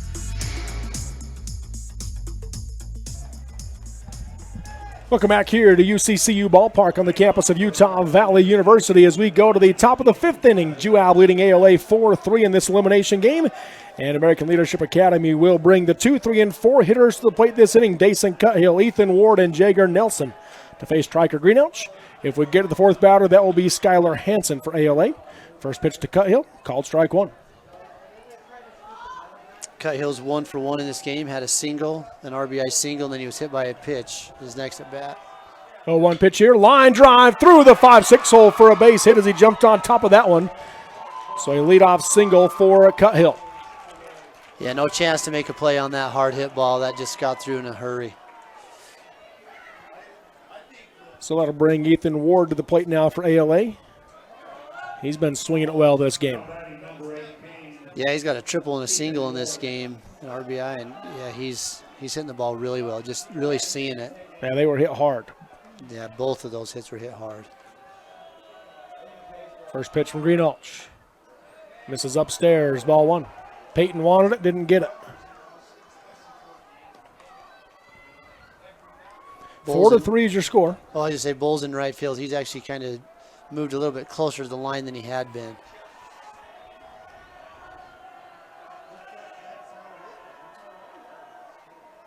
One 0 pitch on the outside edge for a called strike one and a 1-1 count. Yeah, Ethan Ward pulled one into right center, then the other one was just a hard hit line drive right in front of Porter Bowles. Yeah, he's definitely pulling the ball to the right side tonight. 1-1 count as Greenouch sets. That one's low and away for ball two. 2 balls and a strike.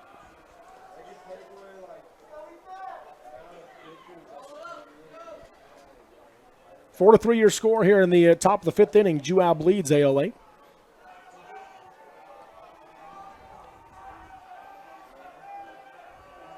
Here's the 2-1. Swung on, foul to the left side for strike 2 and a 2-2 count now to Ward. It's a sprint to the baseball down the left field line out of the dugout of Juab. Yeah. Trying to warm up those legs. 2 kids racing for it. Jaron Sperry won. I didn't know the other number. He had a jacket on. We couldn't see his number. 2-2 Good count. hustle. Yes, it was. Here's the 2-2 from Greenouch. Just missed low for ball 3 and a full count. That's a call that they felt like they've got a couple times and just missed on that one. Counts full for Ethan Ward as he stands in on the left side with Cuthill at first for the Eagles. No outs. Here's the 3-2 payoff pitch from Greenouch. Swung on, high fly ball to center.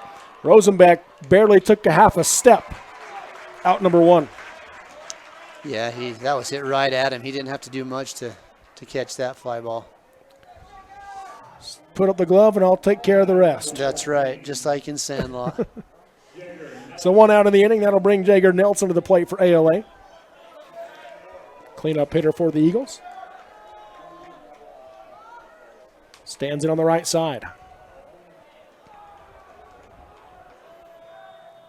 Off-speed pitch, misses upstairs, ball 1. Nelson in his last at bat had a ground out for an RBI.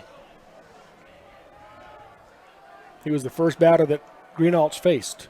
Yeah, that's right. There's the 1-0 pitch. Swing and a miss. Throw back to first is not in time as Cuthill dove back safely. 1-1 count now to Nelson. Good backdoor decision. Attempt. Really good throw. Just couldn't. Might have been a little bit to the outside of the bag. And now Greenalch is going to throw over there. Cuthill dives back safely. Still a 1-1 count with 1 out. Runner on first here in the top of the 5th inning. 4-3. Juab the 1-run lead in this game. Here's the 1-1. Looping curveball. Misses high and away for ball 2. Peyton came up ready to throw back to first again. In the 2A game, a little bit of a surprise there. Maybe top 3. Kanab leads Enterprise 5-1. Wow. You know, we talked about it last night. Coach Fox, he gets his kids ready to play, but those are 2-1 pitch, line drive, about a foot foul down the right field line. He and Bryce Bowles from Juab, they're feeling that. Yeah, that's just missing. Yep. That we could see that one a little better. That definitely was foul. But in that 2A game, you talk about 2 very well-coached teams right there with Enterprise and Kanab. Mason Fox for Kanab, Kyle Bundy for Enterprise. Here in this one, it's a 2-2 count now to Nelson. Greenalch sets the pitch. Swing and a miss, strike 3. Nelson goes down swinging for the 2nd out of the inning, 3rd strikeout of the game for Triker Greenalch.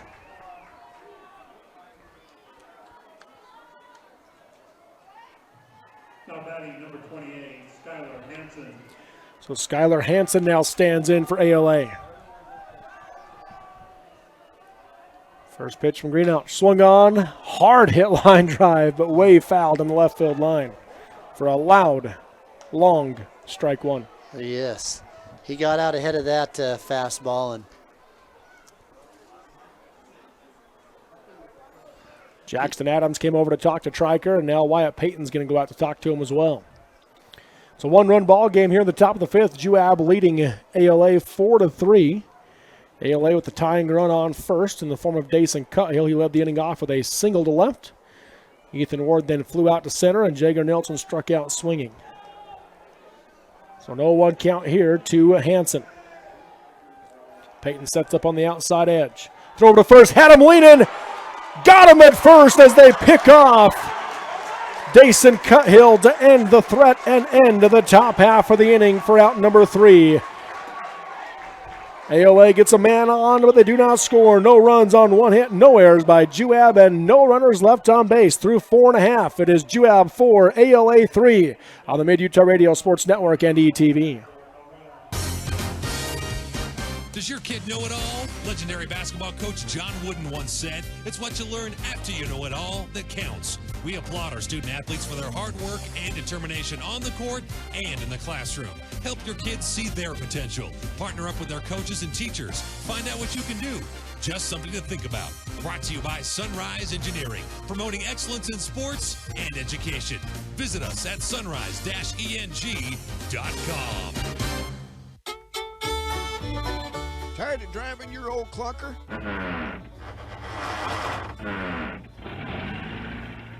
Sahara Motors is your local Ford, Chrysler, Jeep, Dodge, Ram, and Travelong trailer dealer and one-stop shop for new and used vehicles. Family owned and operated, and all vehicles are sold at a price your wallet will appreciate. Stop in and ask Cody Winnie about 0% 72-month financing OAC and see why so many people choose to buy from Sahara Motors in Delta. Central Valley Medical Center's orthopedic team is a proud supporter of Juab baseball. Dr. Joel Holman and Dr. Chris Karish provide knowledge and expertise in what your young athlete needs to be successful in recovering from any injury, from minor sports injuries to orthopedic surgery needs.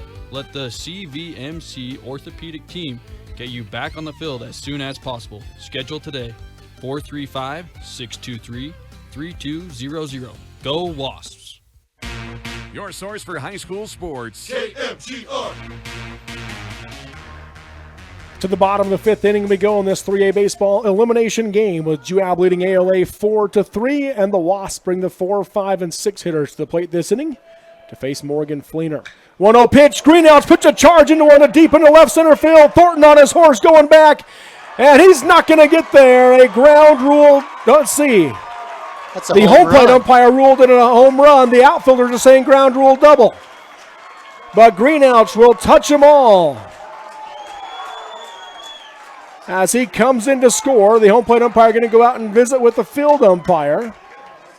The outfielders both threw up their hands, signaling ground rule double. The home plate umpire gave the home run signal. And now they're going to put him back at second base after they confer. So Greenouts with a leadoff ground rule double, one hopping over the wall in left center field. That was a really hard hit ball. What do you think? That's got to be 360, 370 where he hit that to the fence. It's in that gap, but the fielder should have a chance at that ball. Greenouch has just been, even when he's gotten out, he's been hitting the ball hard. Yeah, he swings a pretty good stick there. That brings Wyatt Payton to the plate now for Juab. First pitch from Fleener, curveball. Misses upstairs, ball one. Wyatt Payton's 1 for 1 in the game with an RBI single back up the middle, and he also walked. Line drive to left, right to Jason Hawley, but Payton smoked that one. It was just right at Hawley. I think Payton's got that bat. Feeling pretty good right now. Yeah, I think he's figured it out up here at UVU field, and he hit that hard, just right at the left fielder.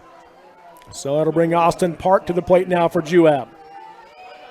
1 out, runner on second. Fleener comes set. Curveball drops in for a called strike one. Do you want to make mention they have re-entered Braden Johnson at second base? Yeah, that's a good call. The 0-1 to Park. Foul tip, strike two. We talked about that move. They took Johnson out, took him down the bullpen, but in the previous inning, he was the last out, so he actually would have had plenty of time to warm up in between innings or when his team was up to bat, because there was a few hitters away before he got up again. Park stands back into the right side as Fleener works from the stretch and comes set. The 0-2 to Park. Swung on, deep fly ball to left down the line. Will not be caught. It is just foul over the wall. That one went right down that line. And when I say just foul, I mean the kids picking that one up are like a foot foul. Yeah, I thought it was going to hit the pole. Which that was obviously close. Would have been a home run, but for Austin Park. And Coach Johnson has seen enough after 3 balls hit that hard. He comes in and he's going to bring Fleener out of the game. They're going to bring Braden Johnson into pitch. They're going to send Fleener out to replace Smalley, I believe, in right field. And so they're going to bring Smalley in. But we'll let you know those changes when we come back with a pitching change here in the bottom of the 5th. 4-3, Juab leads ALA. And a pitching change coming for the Eagles on the Mid-Utah Radio Sports Network and ETV. Nephi Federal Credit Union in Nephi offers convenient service and a variety of financial services. They're your hometown credit union that's been serving local residents for over 63 years, longer than any other financial institution in Nephi. The staff invites you to check out their incredible rates on a variety of loans and savings accounts. Nephi Federal Credit Union, 155 North Main in Nephi. Call 623-1895. That's 623-1895. Nephi Federal Credit Union, proud supporter of the Wasps this season.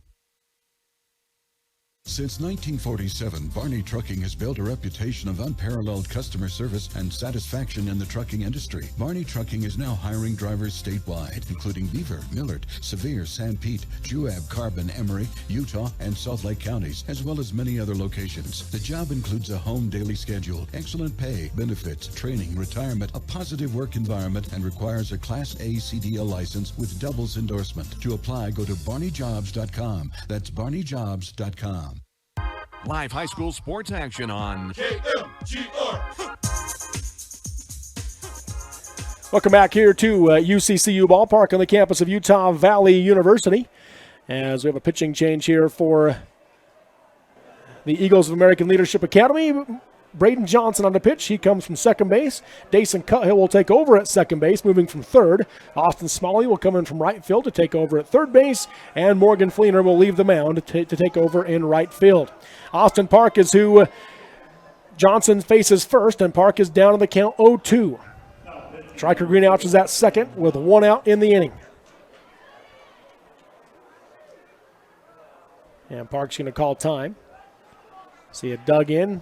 Didn't like how long it was taking for Johnson to get set. Johnson from the stretch. The 0-2 pitch, way high and away, ball 1. So 1-2 count. Johnson coming in, facing a really, really good hitter who's been hitting the ball really hard this tournament. The 1-2 pitch. This is low and away, ball 2 and a 2-2 count. And Ethan Ward behind the plate calls time. He wants to go talk to Johnson. Trying to stay away on those 2 pitches from Austin Park. Yeah, after that last swing he had, you can see why.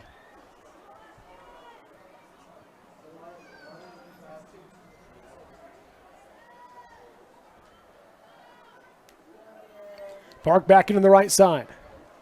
Greenouch takes a lead at second with 1 out. 2-2 pitch, curveball, misses upstairs, ball 3. So Park, who was down in the count 0-2 when Johnson came in, now up 3-2, or it's a 3-2 full count. Here's the pitch from Johnson. Swung on and fouled back to the screen. He got him to go after a high one, but Park fouls it off to stay alive. Park's last at bat, he flew out to center field, but he hit it really deep. And Thornton just made a really good job running that ball down, but he did hit that ball hard. Yeah. Count remains full. Here's the payoff pitch from Johnson. Swung on. High fly ball to straightaway center. Thornton coming in. And now drifting back. Nearly drops it. And able to haul that one in with the over-the-shoulder basket catch for out number 2.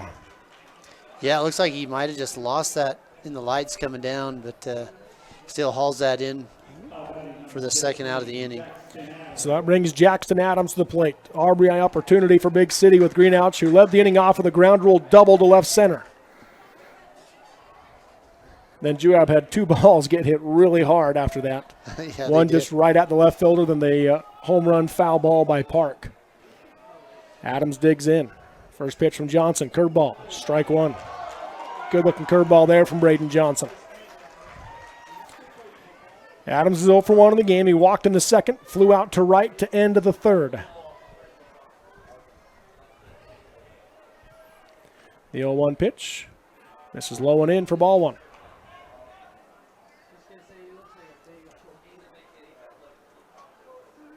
To our knowledge, Johnson hasn't pitched in this tournament. We haven't seen him pitch at all. 1-1 pitch in the turf. Ball 2 and a 2-1 count to Jackson Adams.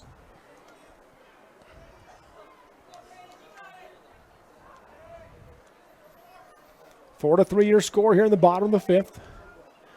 The 2-1 from Johnson. Swung on, line drive through the 3-4 hole. Charging is Fleener. Greenouch being waved around third. The throw home is not in time and a little offline as Greenouch avoids the tag and slides in safely. An RBI single for Jackson Adams. 5-3 Juab.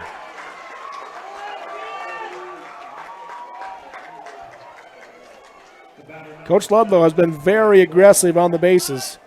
It pays off there. The throw was there in plenty of time, but it was enough up the third base line that Greenouch could get around him and slide underneath. And Ward actually took that ball. He was actually on the infield grass there. If he would have been a little deeper, he might have got him. Squaring to bunt is Bryce Bowles.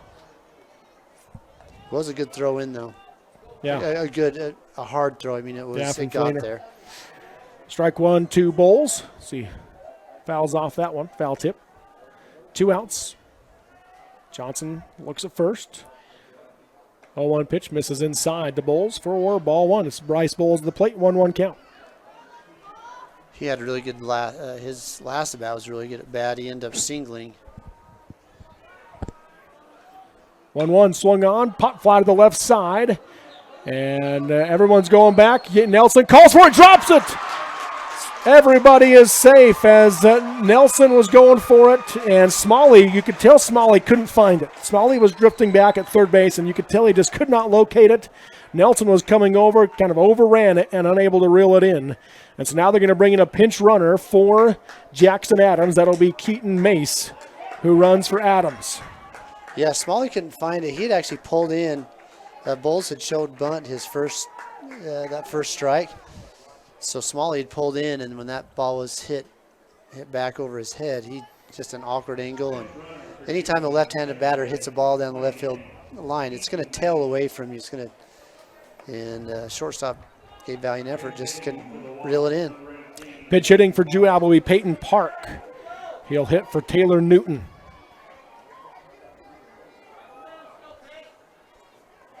Park with a little shimmy shake, stands in on the right side. Chance to drive and run here with 2 outs and 2 on. Pitch from Johnson. This is out, ball 1.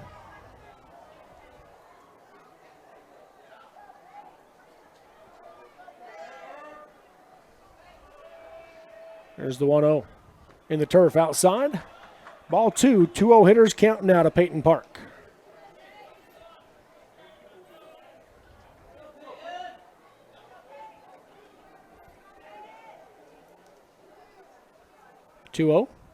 That one's in there for a called strike one and a 2-1 count.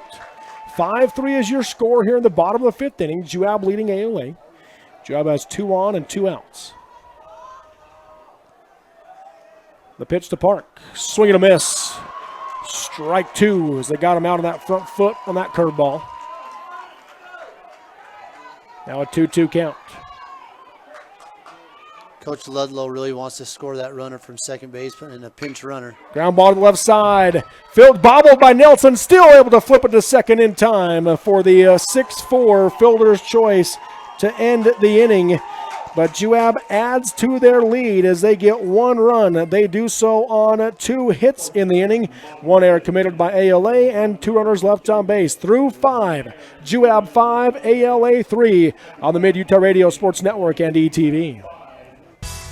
Barrett's Foodtown has been your hometown grocer since 1935, earning your business every day with its fast, friendly, and convenient services. Barrett's meat department is second to none. You don't have to call someone out of the back room to get that special cut of meat you desire and deserve. You don't have to play card games or put up with troublesome gimmicks. You save money every time you shop Barrett's Foodtown. Barrett's Foodtown supports local schools and sporting events. Shop Barrett's Foodtown in Salina or click on barrettsfoodtown.com or follow Barrett's on Facebook. DP Curtis Trucking works hard to move America and get their drivers home on the weekend. DP Curtis hires reliable drivers with competitive starting pay and raises after 90 days. Additional pay for tarps, drops, picks, and additional trailers. Employment options include insurance, 401k, paid vacation, and attainable bonuses, and more. Why would you drive for anyone else? Call DP Curtis Trucking for details, 435-893-2886. That's 893-2886, or click on dpcurtis.com.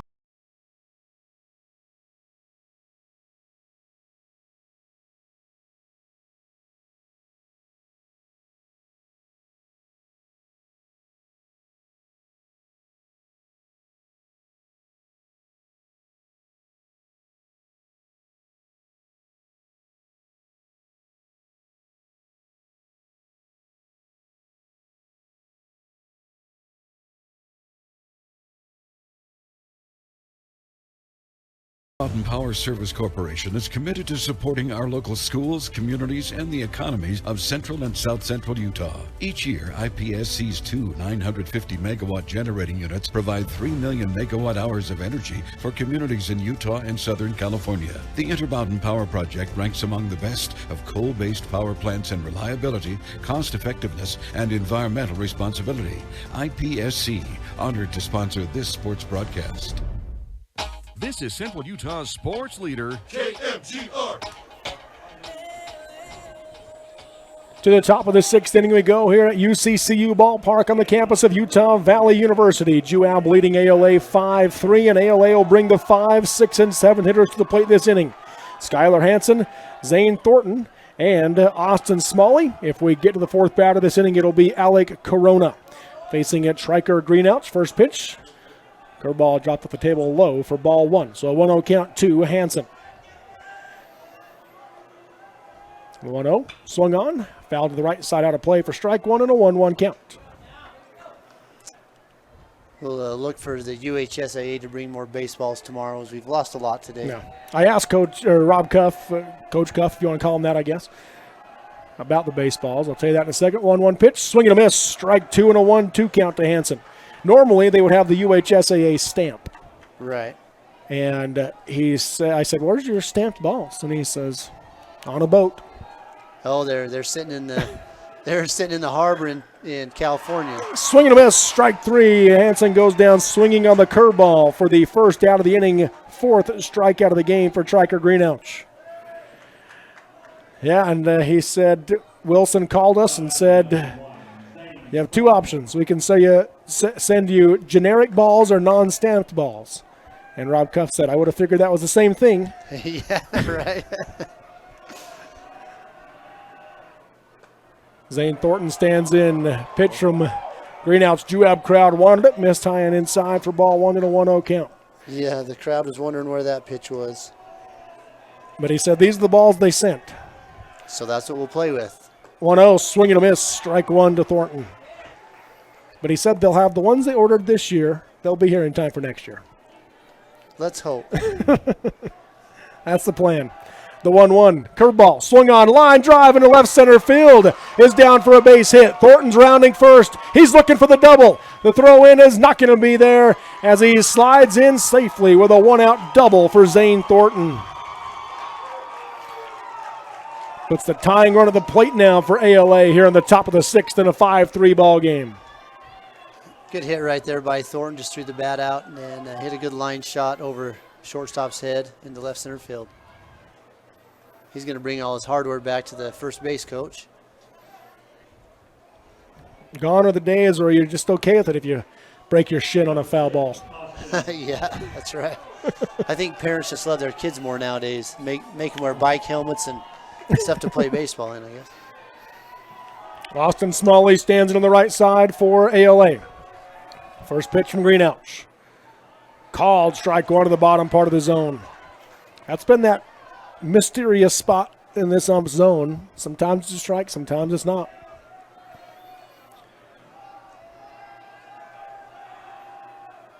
Here's the 0-1, curveball.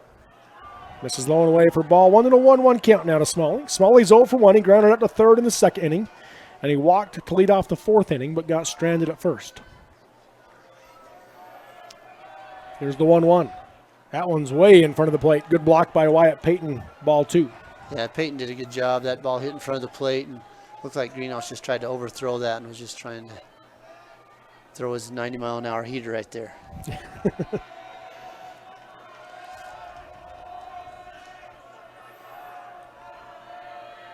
Here's the 2-1. Nope, going to throw to second instead. Diving back safely is Thornton. No tag applied by Park as Greenhouse threw it high. Good job by Rosenberg out there in center field. He saw that, and he comes running in to back that play up. Make sure any pass ball, he's on it. 2-1 pitch to Smalley on the outside edge for a called strike 2 and a 2-2 count.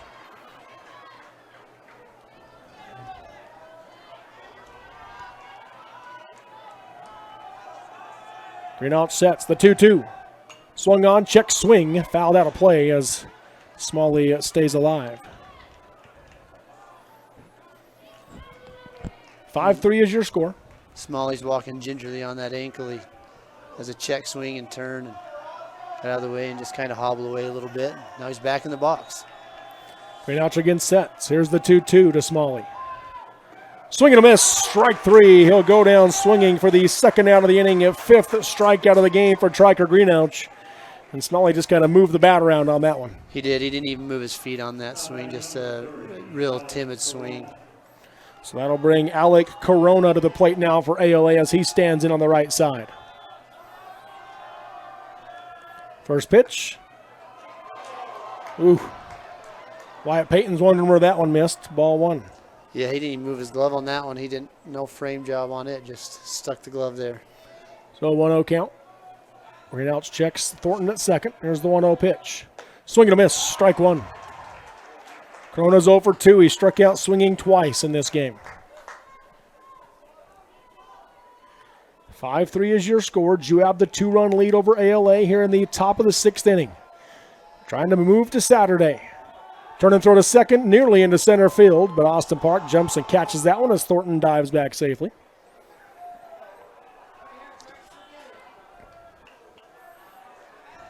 Greenelch, he's pitched really effectively in this game. Here's the 1-1. This is high and tight for ball 2 and a 2-1 count. Now, he has not given up a run in this one. And he's demanding some respect from these base runners. He doesn't want them to get off very far. He wants them to let them know that he's watching them. 2-1 pitch, swing and a miss. Strike 2 to Corona. 2-2 count. Yeah, Greenouch has gone 3 2/3 in this one thus far. And he has picked off one base runner. He picked off Cuthill on first base. Yes, he did. 2 balls, 2 strikes, 2 outs. The pitch from Greenouch to Corona. Misses low, ball 3 and a full count.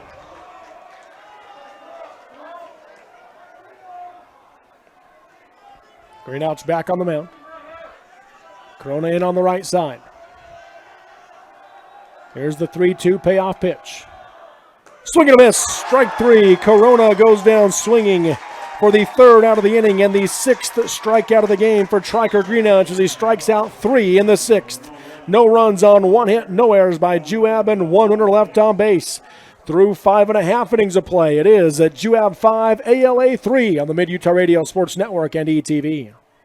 Jones and DeMille Engineering is proud to be a part of Utah's rural communities and loves to cheer on the youth of rural Utah. We take great pride in helping shape the quality of life by offering full engineering and architectural services, municipal and private business software solutions, and community involvement. Jones and DeMille is your go-to resource for planning, funding, designing, and infrastructure needs. We strive to serve with a professional, personalized rural touch to provide value that reaches beyond the project. Jones and DeMille Engineering, shaping the quality of life together. We sell more, so you pay less. Jorgensen Automotive Group, the #1 volume dealer in San Pete and Sevier counties. And we ain't just whistling Dixie. It's a matter of fact. You don't get to be #1 without having great deals on great cars, paying top dollar on trades, and taking great care of your customers. So that's all we do, all day long. Jorgensen Automotive Group, the #1 volume dealer in San Pete and Sevier counties. There's only one #1. Harmon Tire in Nephi is proud to sponsor this broadcast of high school sports and wants to wish the Juab Wasps good luck. Harmon Tire, 895 North Main in Nephi, has been a family-owned business since 1973, providing Nephi and the surrounding areas with exceptional service for over 40 years. Harmon Tire specializes in tires, alignments, brakes, steering, suspension, wheels, shocks, struts, and more. Stop by Harmon Tire on Main Street in Nephi or give them a call at 435-623-0720. That's Harmon Tire in Nephi. Go Wasps! You're listening to exciting high school sports action on KMGR.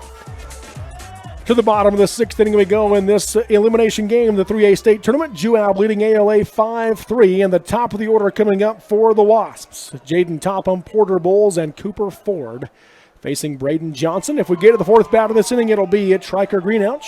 First pitch to Topham, called strike 1 on the outside edge.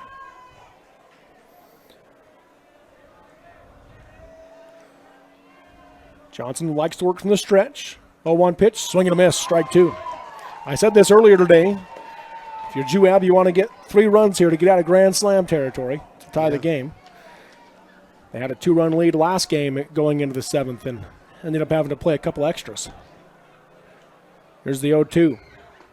Curveball called, strike 3, and Topham will go down looking for the first out of the inning and the first strikeout of the game for Braden Johnson. Good curveball right there by Johnson, and Topham, he knew it. He just kind of tipped his hat and headed back to the dugout.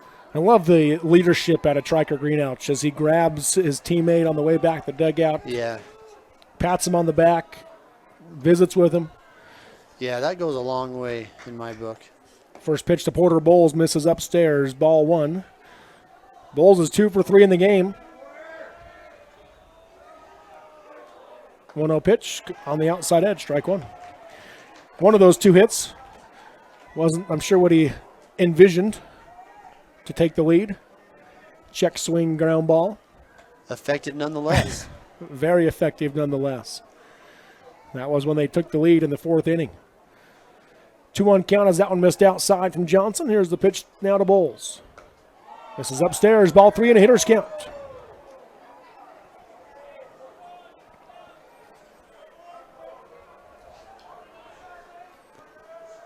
Johnson works from the stretch. Here's the 3-1 pitch to Bowles. Misses in the dirt for ball 4, so a 1-out walk issued to Porter Bowles as he heads to first base. And that'll bring Cooper Ford to the plate now for Juab. Continues to be a tough out these last 2 games for sure.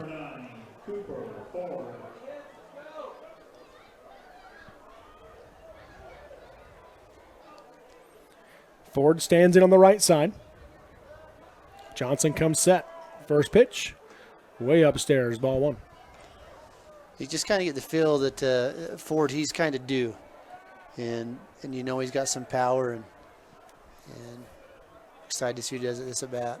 1-0 pitch, high and tight, ball 2. At eye level, Coach Johnson out of the dugout. Coach Johnson knows this is the part of the lineup you don't want to be leaving stuff up over the plate. You can't do it. These next few hitters, they'll really hurt you if you do.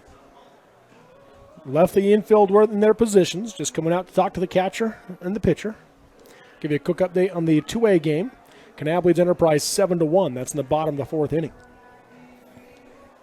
Kanab continues to just add to their lead. Yeah, Coach Fox in his final year for Kanab, trying to make it to Saturday again. Coach Johnson heads back to the dugout. It's a 2-0 count to Cooper Ford with 1 out and runner on first here in the bottom of the 6th inning. 5-3 Juab leads ALA. Winner will play Carbon at 10 o'clock tomorrow morning. Loser has their season end here tonight.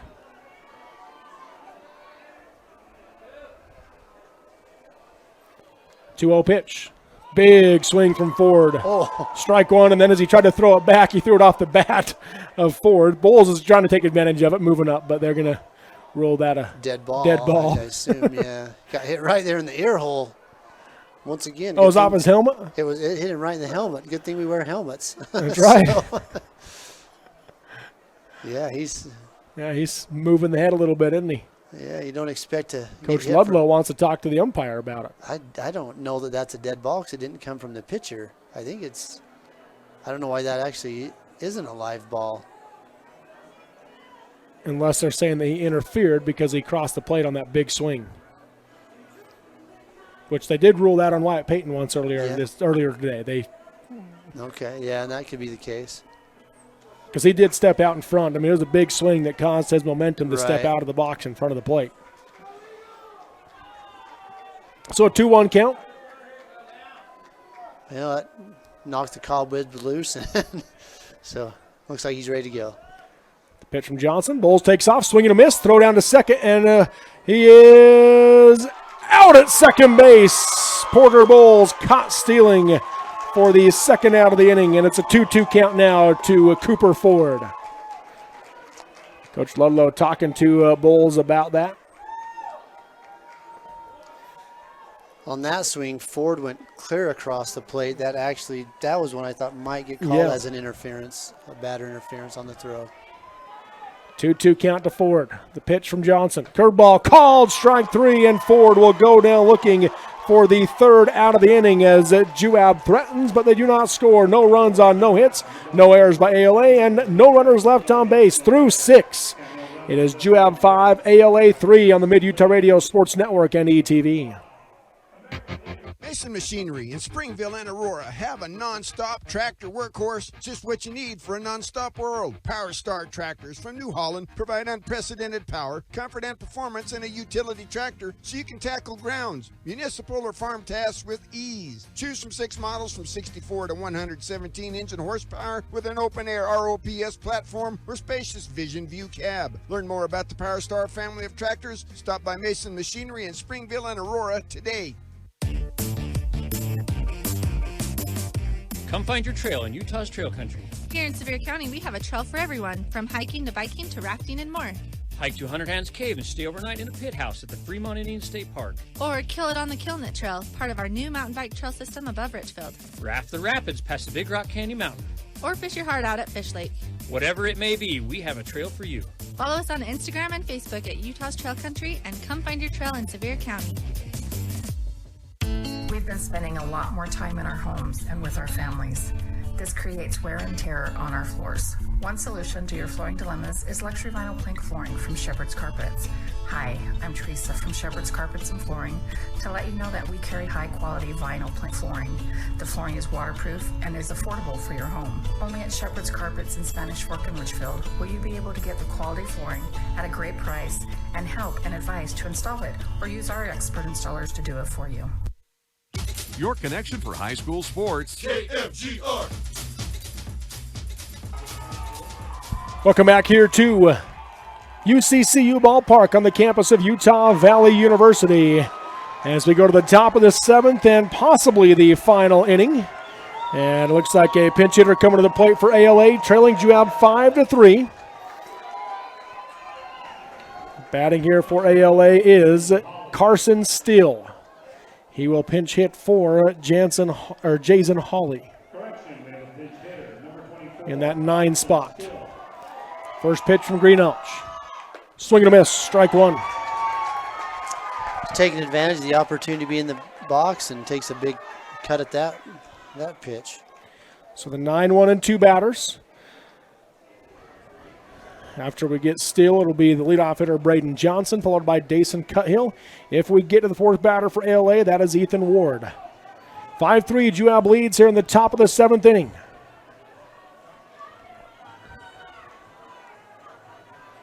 Steele stands back into the right side. Well, he steps back out as he waits for the ump to get set.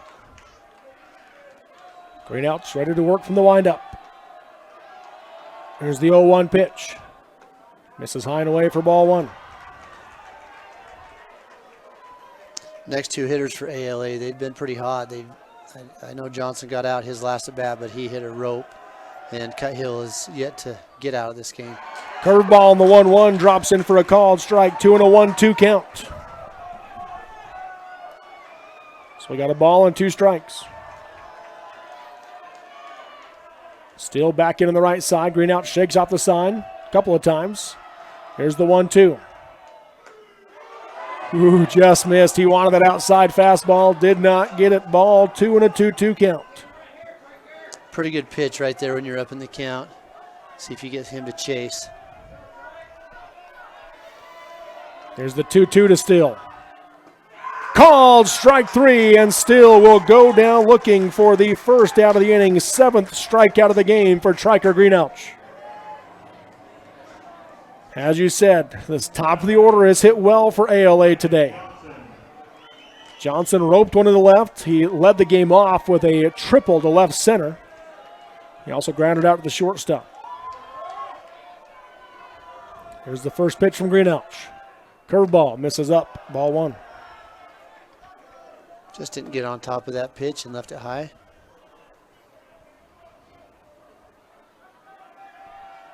It's the 1-0 from Green Elch. Fouled back to the screen. Strike 1 and a 1-1 count.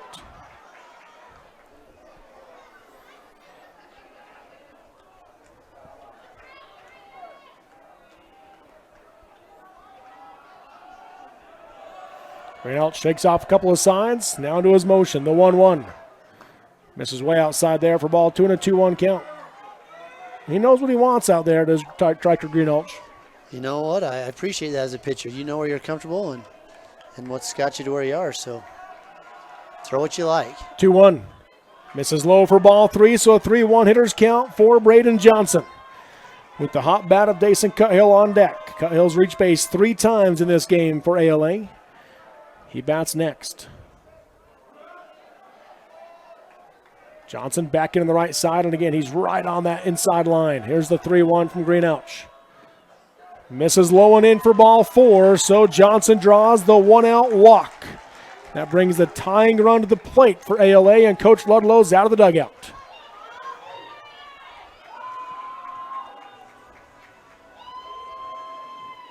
Green Elch has done a great job to this point in the game. Like we talked about last inning, he hasn't allowed a run and has been very effective out there on the mound for the Wasps.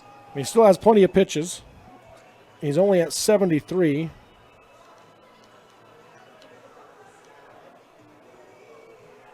Doesn't look like they're making a change, just calming him down.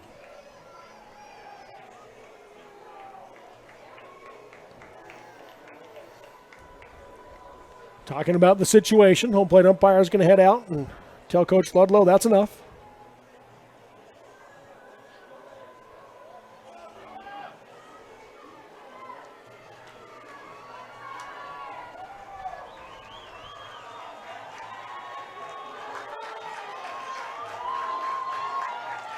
You got one out here, and you hope your pitcher can throw a ground ball and give you a chance for a pitcher's best friend, which is the double play ball.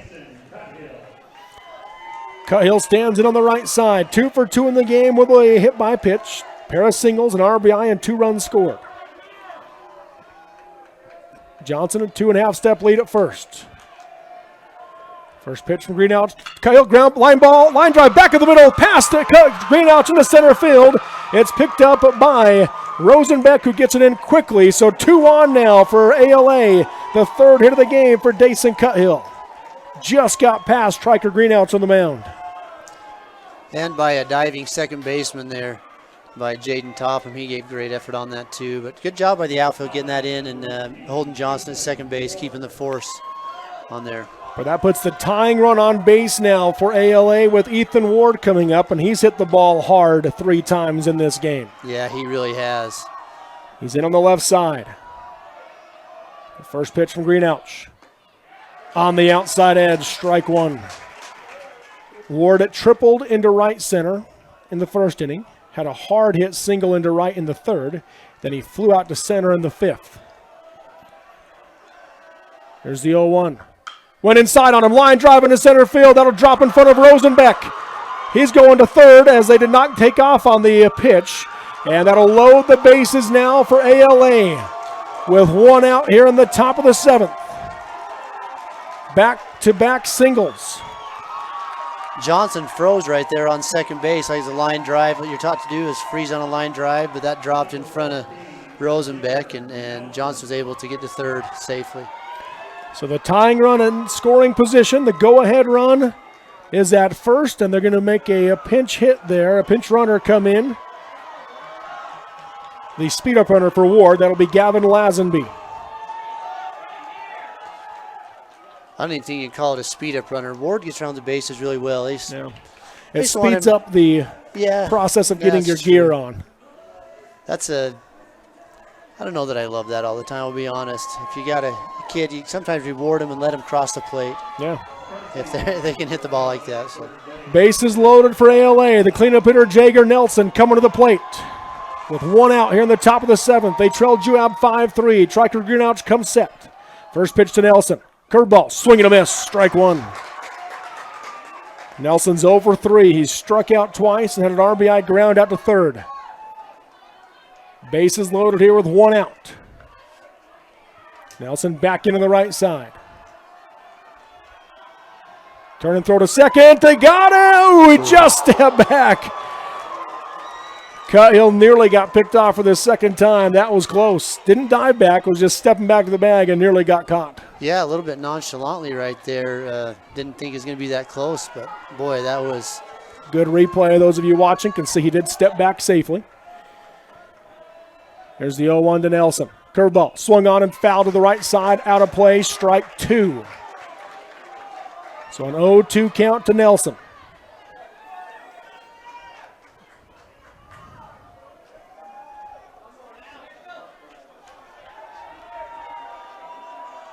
Greenouch takes the sign. Runners take their lead. The 0-2 pitch. Fastball misses upstairs. Ball 1. So a 1-2 count. Another exciting game that Juab finds himself in the late 3 innings in of a a row. ball game. Yeah.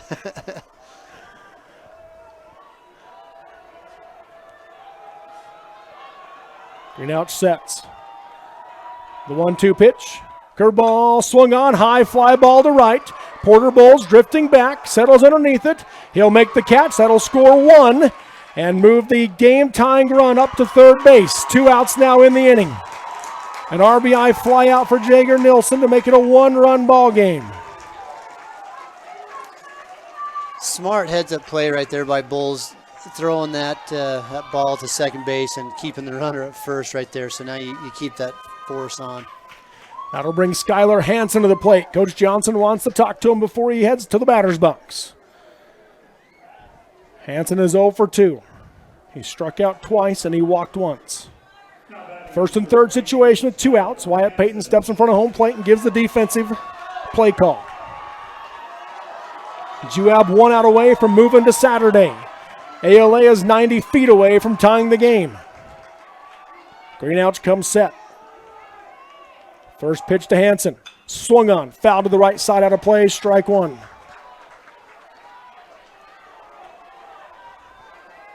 Greenouch showing a lot of composure out there on the mound, knowing the situation, just doing his job.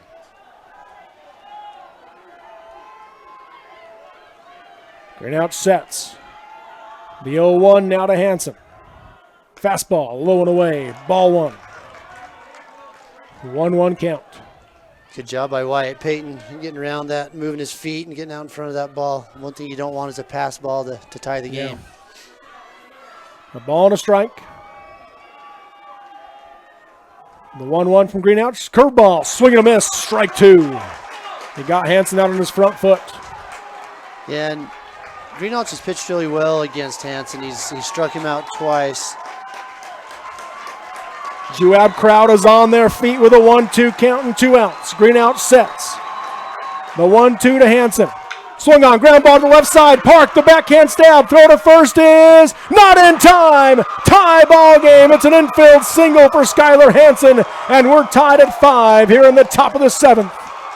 Runners at first and second for ALA. Great play by Park going back to his right. That ball is just too deep to get Hansen going down for the first baseline. So that brings Zane Thornton to the plate now for ALA with 2 outs and 2 on in a tie ball game here in the top of the 7th.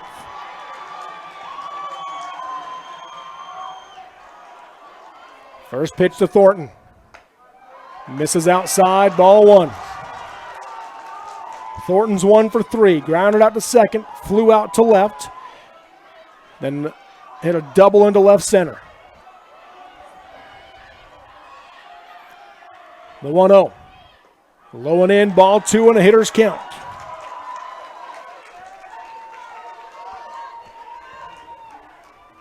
And Thornton is he's got a lot of speed, so got to get the ball out of your glove and get it to a base quickly. The 2-0. On the inside edge, called strike 1. ALA doesn't like it. 2-1 count. ALA didn't like it. Thornton not arguing it. Runners take their lead. Greenouch checks the runner at second. The 2-1 to Thornton. Check swing, foul ball to the right side, strike 2. 2 balls, 2 strikes.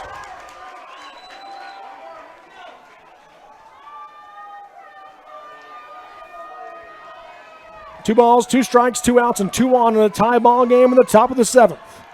Greenouch sets the 2-2. Swung on, ground ball through the 5-6 hole. Coming to third is Ward. They're rounding him to third to home. He's going to come in to score. An RBI single gives ALA the lead here in the top of the 7th inning, 6-5 over Juab. Good hit by Thornton to get that through the 5-6 hole, and no chance to get the runner coming in home.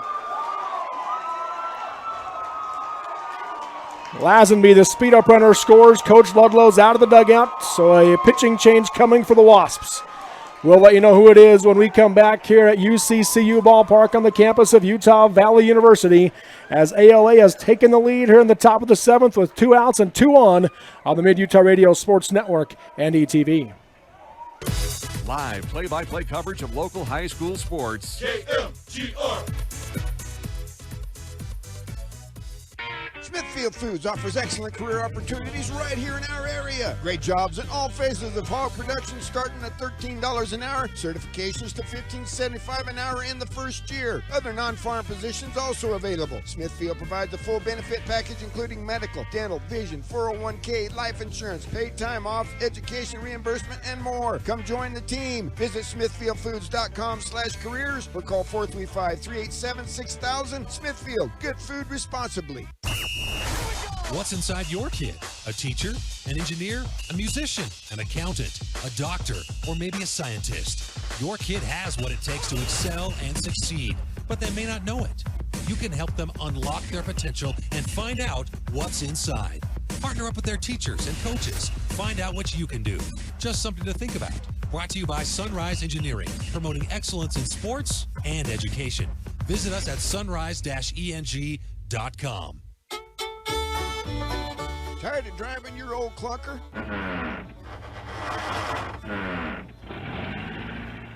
Sahara Motors is your local Ford, Chrysler, Jeep, Dodge, Ram, and travel-along trailer dealer and one-stop shop for new and used vehicles. Family owned and operated, and all vehicles are sold at a price your wallet will appreciate. Stop in and ask Cody Winnie about 0% 72-month financing OAC and see why so many people choose to buy from Sahara Motors in Delta. You're listening to Utah's sports leader, KMGR.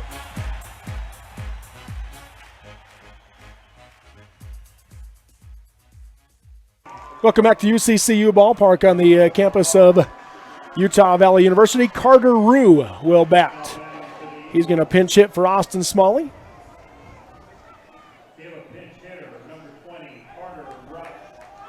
So Carter Rue will stand in on the right side.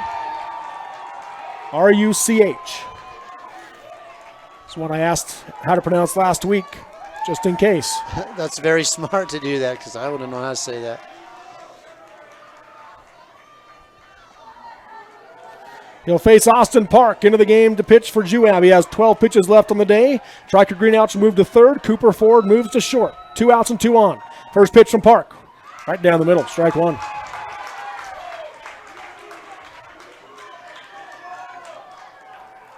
This is the 8th batter of the inning for ALA to come back and take the lead here in the top of the 7th. The 0-1 from Park. Low and away, ball one. ALA showing a lot of heart in this inning, just coming up with big hit after big hit and taking the lead. There's the 1-1 from Park. Swing and a miss, strike two. A 1-2 count.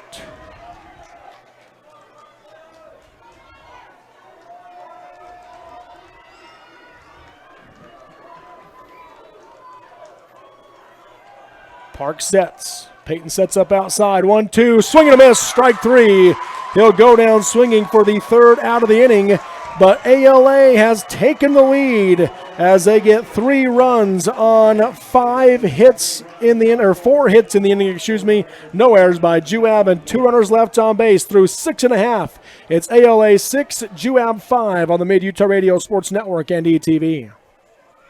Central Valley Medical Center's orthopedic team is a proud supporter of Juab baseball. Dr. Joel Holman and Dr. Chris Karish provide knowledge and expertise in what your young athlete needs to be successful in recovering from any injury, from minor sports injuries to orthopedic surgery needs.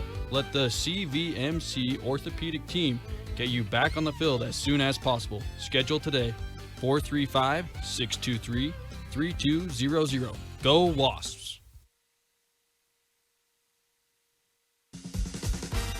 Nephi Federal Credit Union in Nephi offers convenient service and a variety of financial services. They're your hometown credit union that's been serving local residents for over 63 years, longer than any other financial institution in Nephi. The staff invites you to check out their incredible rates on a variety of loans and savings accounts. Nephi Federal Credit Union, 155 North Main in Nephi. Call 623-1895. That's 623-1895. Nephi Federal Credit Union, proud supporter of the Wasps this season. Your home for high school sports. KMGR. To the bottom of the 7th we go. Last chance now for Juab as they trail ALA 6-5 in this 3A baseball elimination game. 4, 5, and 6 hitters coming to the plate this inning for the Wasps. Tractor Greenouch, Wyatt Payton, and Austin Park. If we get to the 4th batter, that's Jackson Adams. They'll face Braden Johnson. First pitch to Greenouch in the turf, ball one. If you're Coach Ludlow, you're right where you want to be in your lineup. Yeah. These 4 have been the hottest hitters outside of Porter Bowles for Juab this weekend. Here's the 1-0 pitch. Misses upstairs, ball 2, so a hitter's count now to Greenouch.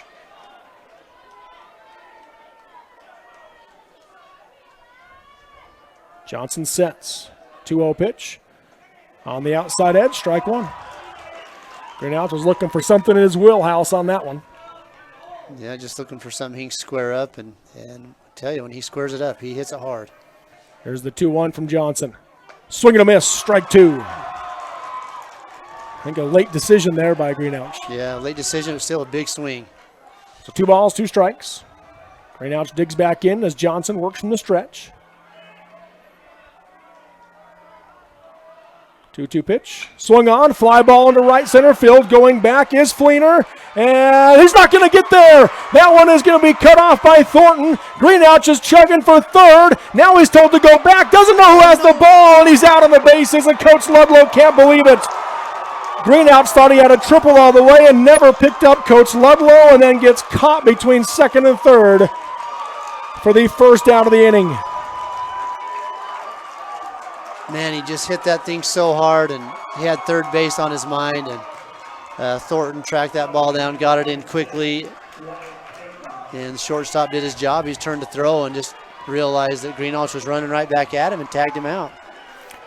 So that'll bring Wyatt Payton to the plate for Juab with 1 out, nobody on. First pitch, curveball, misses high, ball 1.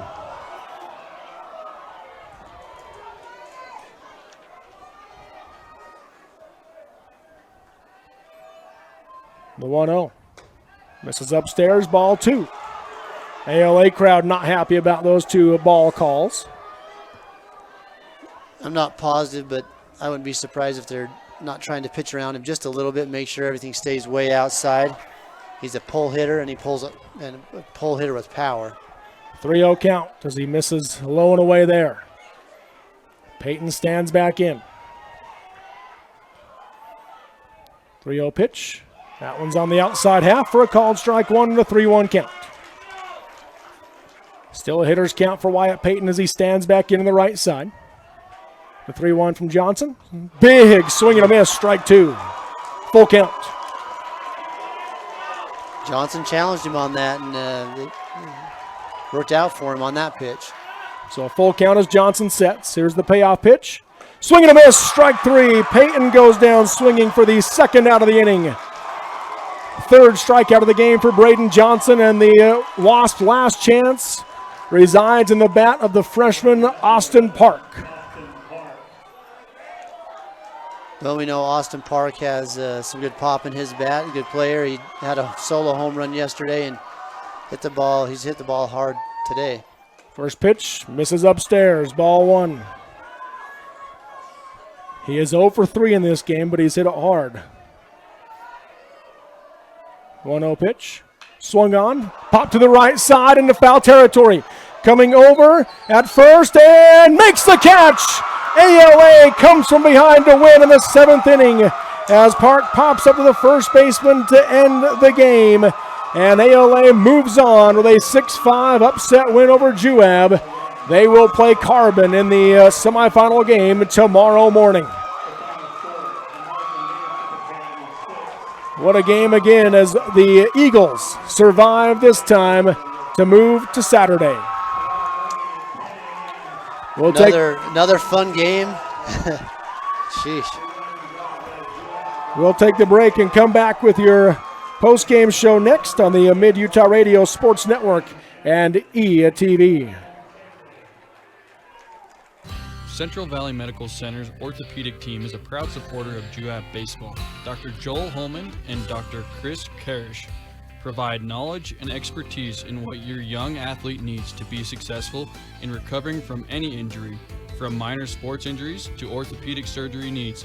Let the CVMC orthopedic team get you back on the field as soon as possible. Schedule today, 435-623-3200. Go Wasps!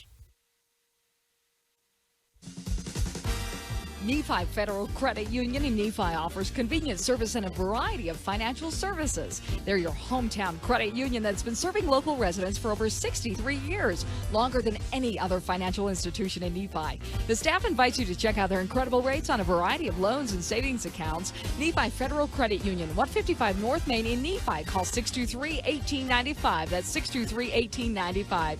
Nephi Federal Credit Union, proud supporter of the Wasps this season.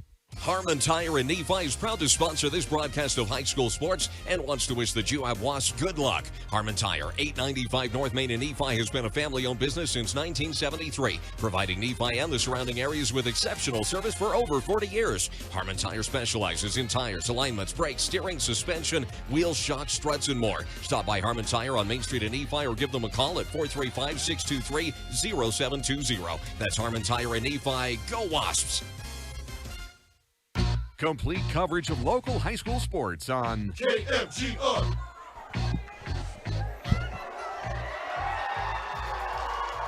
Welcome back to UCCU Ballpark on the campus of Utah Valley University as ALA comes from behind in the 7th to beat Juab 6-5 and move on to Saturday to play Carbon tomorrow morning. And Juab has their season come to an end for the second season in a row as the number 1 seed. They end their season on Friday night at the state tournament. Corey, your takeaway from this game?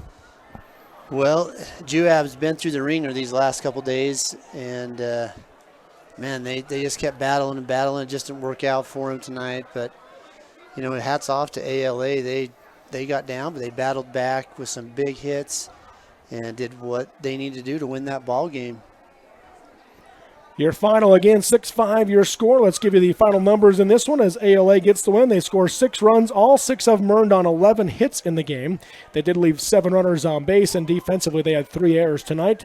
For Juab, they score 5 runs, as just 4 of those runs were earned on 9 hits. They left 7 on base, and no errors committed in the game for Juab defensively here tonight. But they fall anyway. 6-5 is your final as ALA survives and advances. They will play Carbon tomorrow morning in the semifinal for the chance to play Juan Diego in the state championship at 12:30. So there's your final numbers in this one. Another great season by Juab, but just ends a day earlier than they were obviously hoping. Yeah, oddly enough, that game Juab comes in with no errors, and they go and they give up that game. In the previous games, they had some errors, but they battled back to face them. But Coach Ludlow, that's a great team. He's got some great kids coming back, and but thanks to both these teams for showing up and putting on a show tonight for us. Yeah, it was another great game. Juab played 3 games that just came right down to the wire this weekend, and unfortunately for them, 2 of those 3 went the other way. But they still finished again a great season for ALA. They move on, they survive and advance, and they'll get Carbon tomorrow morning at 10 o'clock here at UCCU Ballpark. Should be another fun day tomorrow, and Juan Diego awaits the winner of that game in the state championship. Let's give you a quick update on the 2A game in this same elimination game up at Kearns High School. Kanab leads Enterprise 8-2. And Kanab trying to eliminate number 2 Enterprise. Number 1 South Sevier is in the state championship. The winner of Kanab Enterprise will play Parowan in the semifinals tomorrow morning for the right to play South Sevier in that 2A state title game. So again, it's been a fun one so far in these state tournaments, and we'll of course have that coverage for you tomorrow at Kearns High School with the South Sevier Rams for sure. And then if Kanab is playing in the semifinals tomorrow morning, we'll have that coverage for you as well with Willie Akers, Nolan Anderson there up at Gates Field at Kearns High School. Corey, any final thoughts on this one? This will wrap up our time here at the 3A state tournament. But of course, Dylan Smith from ETV, he'll be here tomorrow bringing you those 2, maybe 3 games tomorrow. But for you and I, that ends it. Your thoughts on the day and on this game? Well, hey, thanks for having me, and it's been my pleasure to be here. And it's always fun to come watch some fantastic high school baseball. And man, if you paid for these games, you got your money's worth for sure. So that is true. Great games again played here, and thank you for taking a couple days off and joining me. Yeah, it was really fun, and thanks for having me. So that'll do it for us here tonight as ALA wins 6-5 over Juab in this 3A baseball state tournament and advances to tomorrow. Juab has their season come to an end. Appreciate Dylan Smith on the controls, at Bo Lund, Jason Pipes, Doug Barton, all back at the studio. And he's Corey Sorensen. I'm Robert Lovell. Thank you for listening and watching, and have a great night, everybody. You've been listening to High School Baseball on the Mid-Utah Radio Sports Network.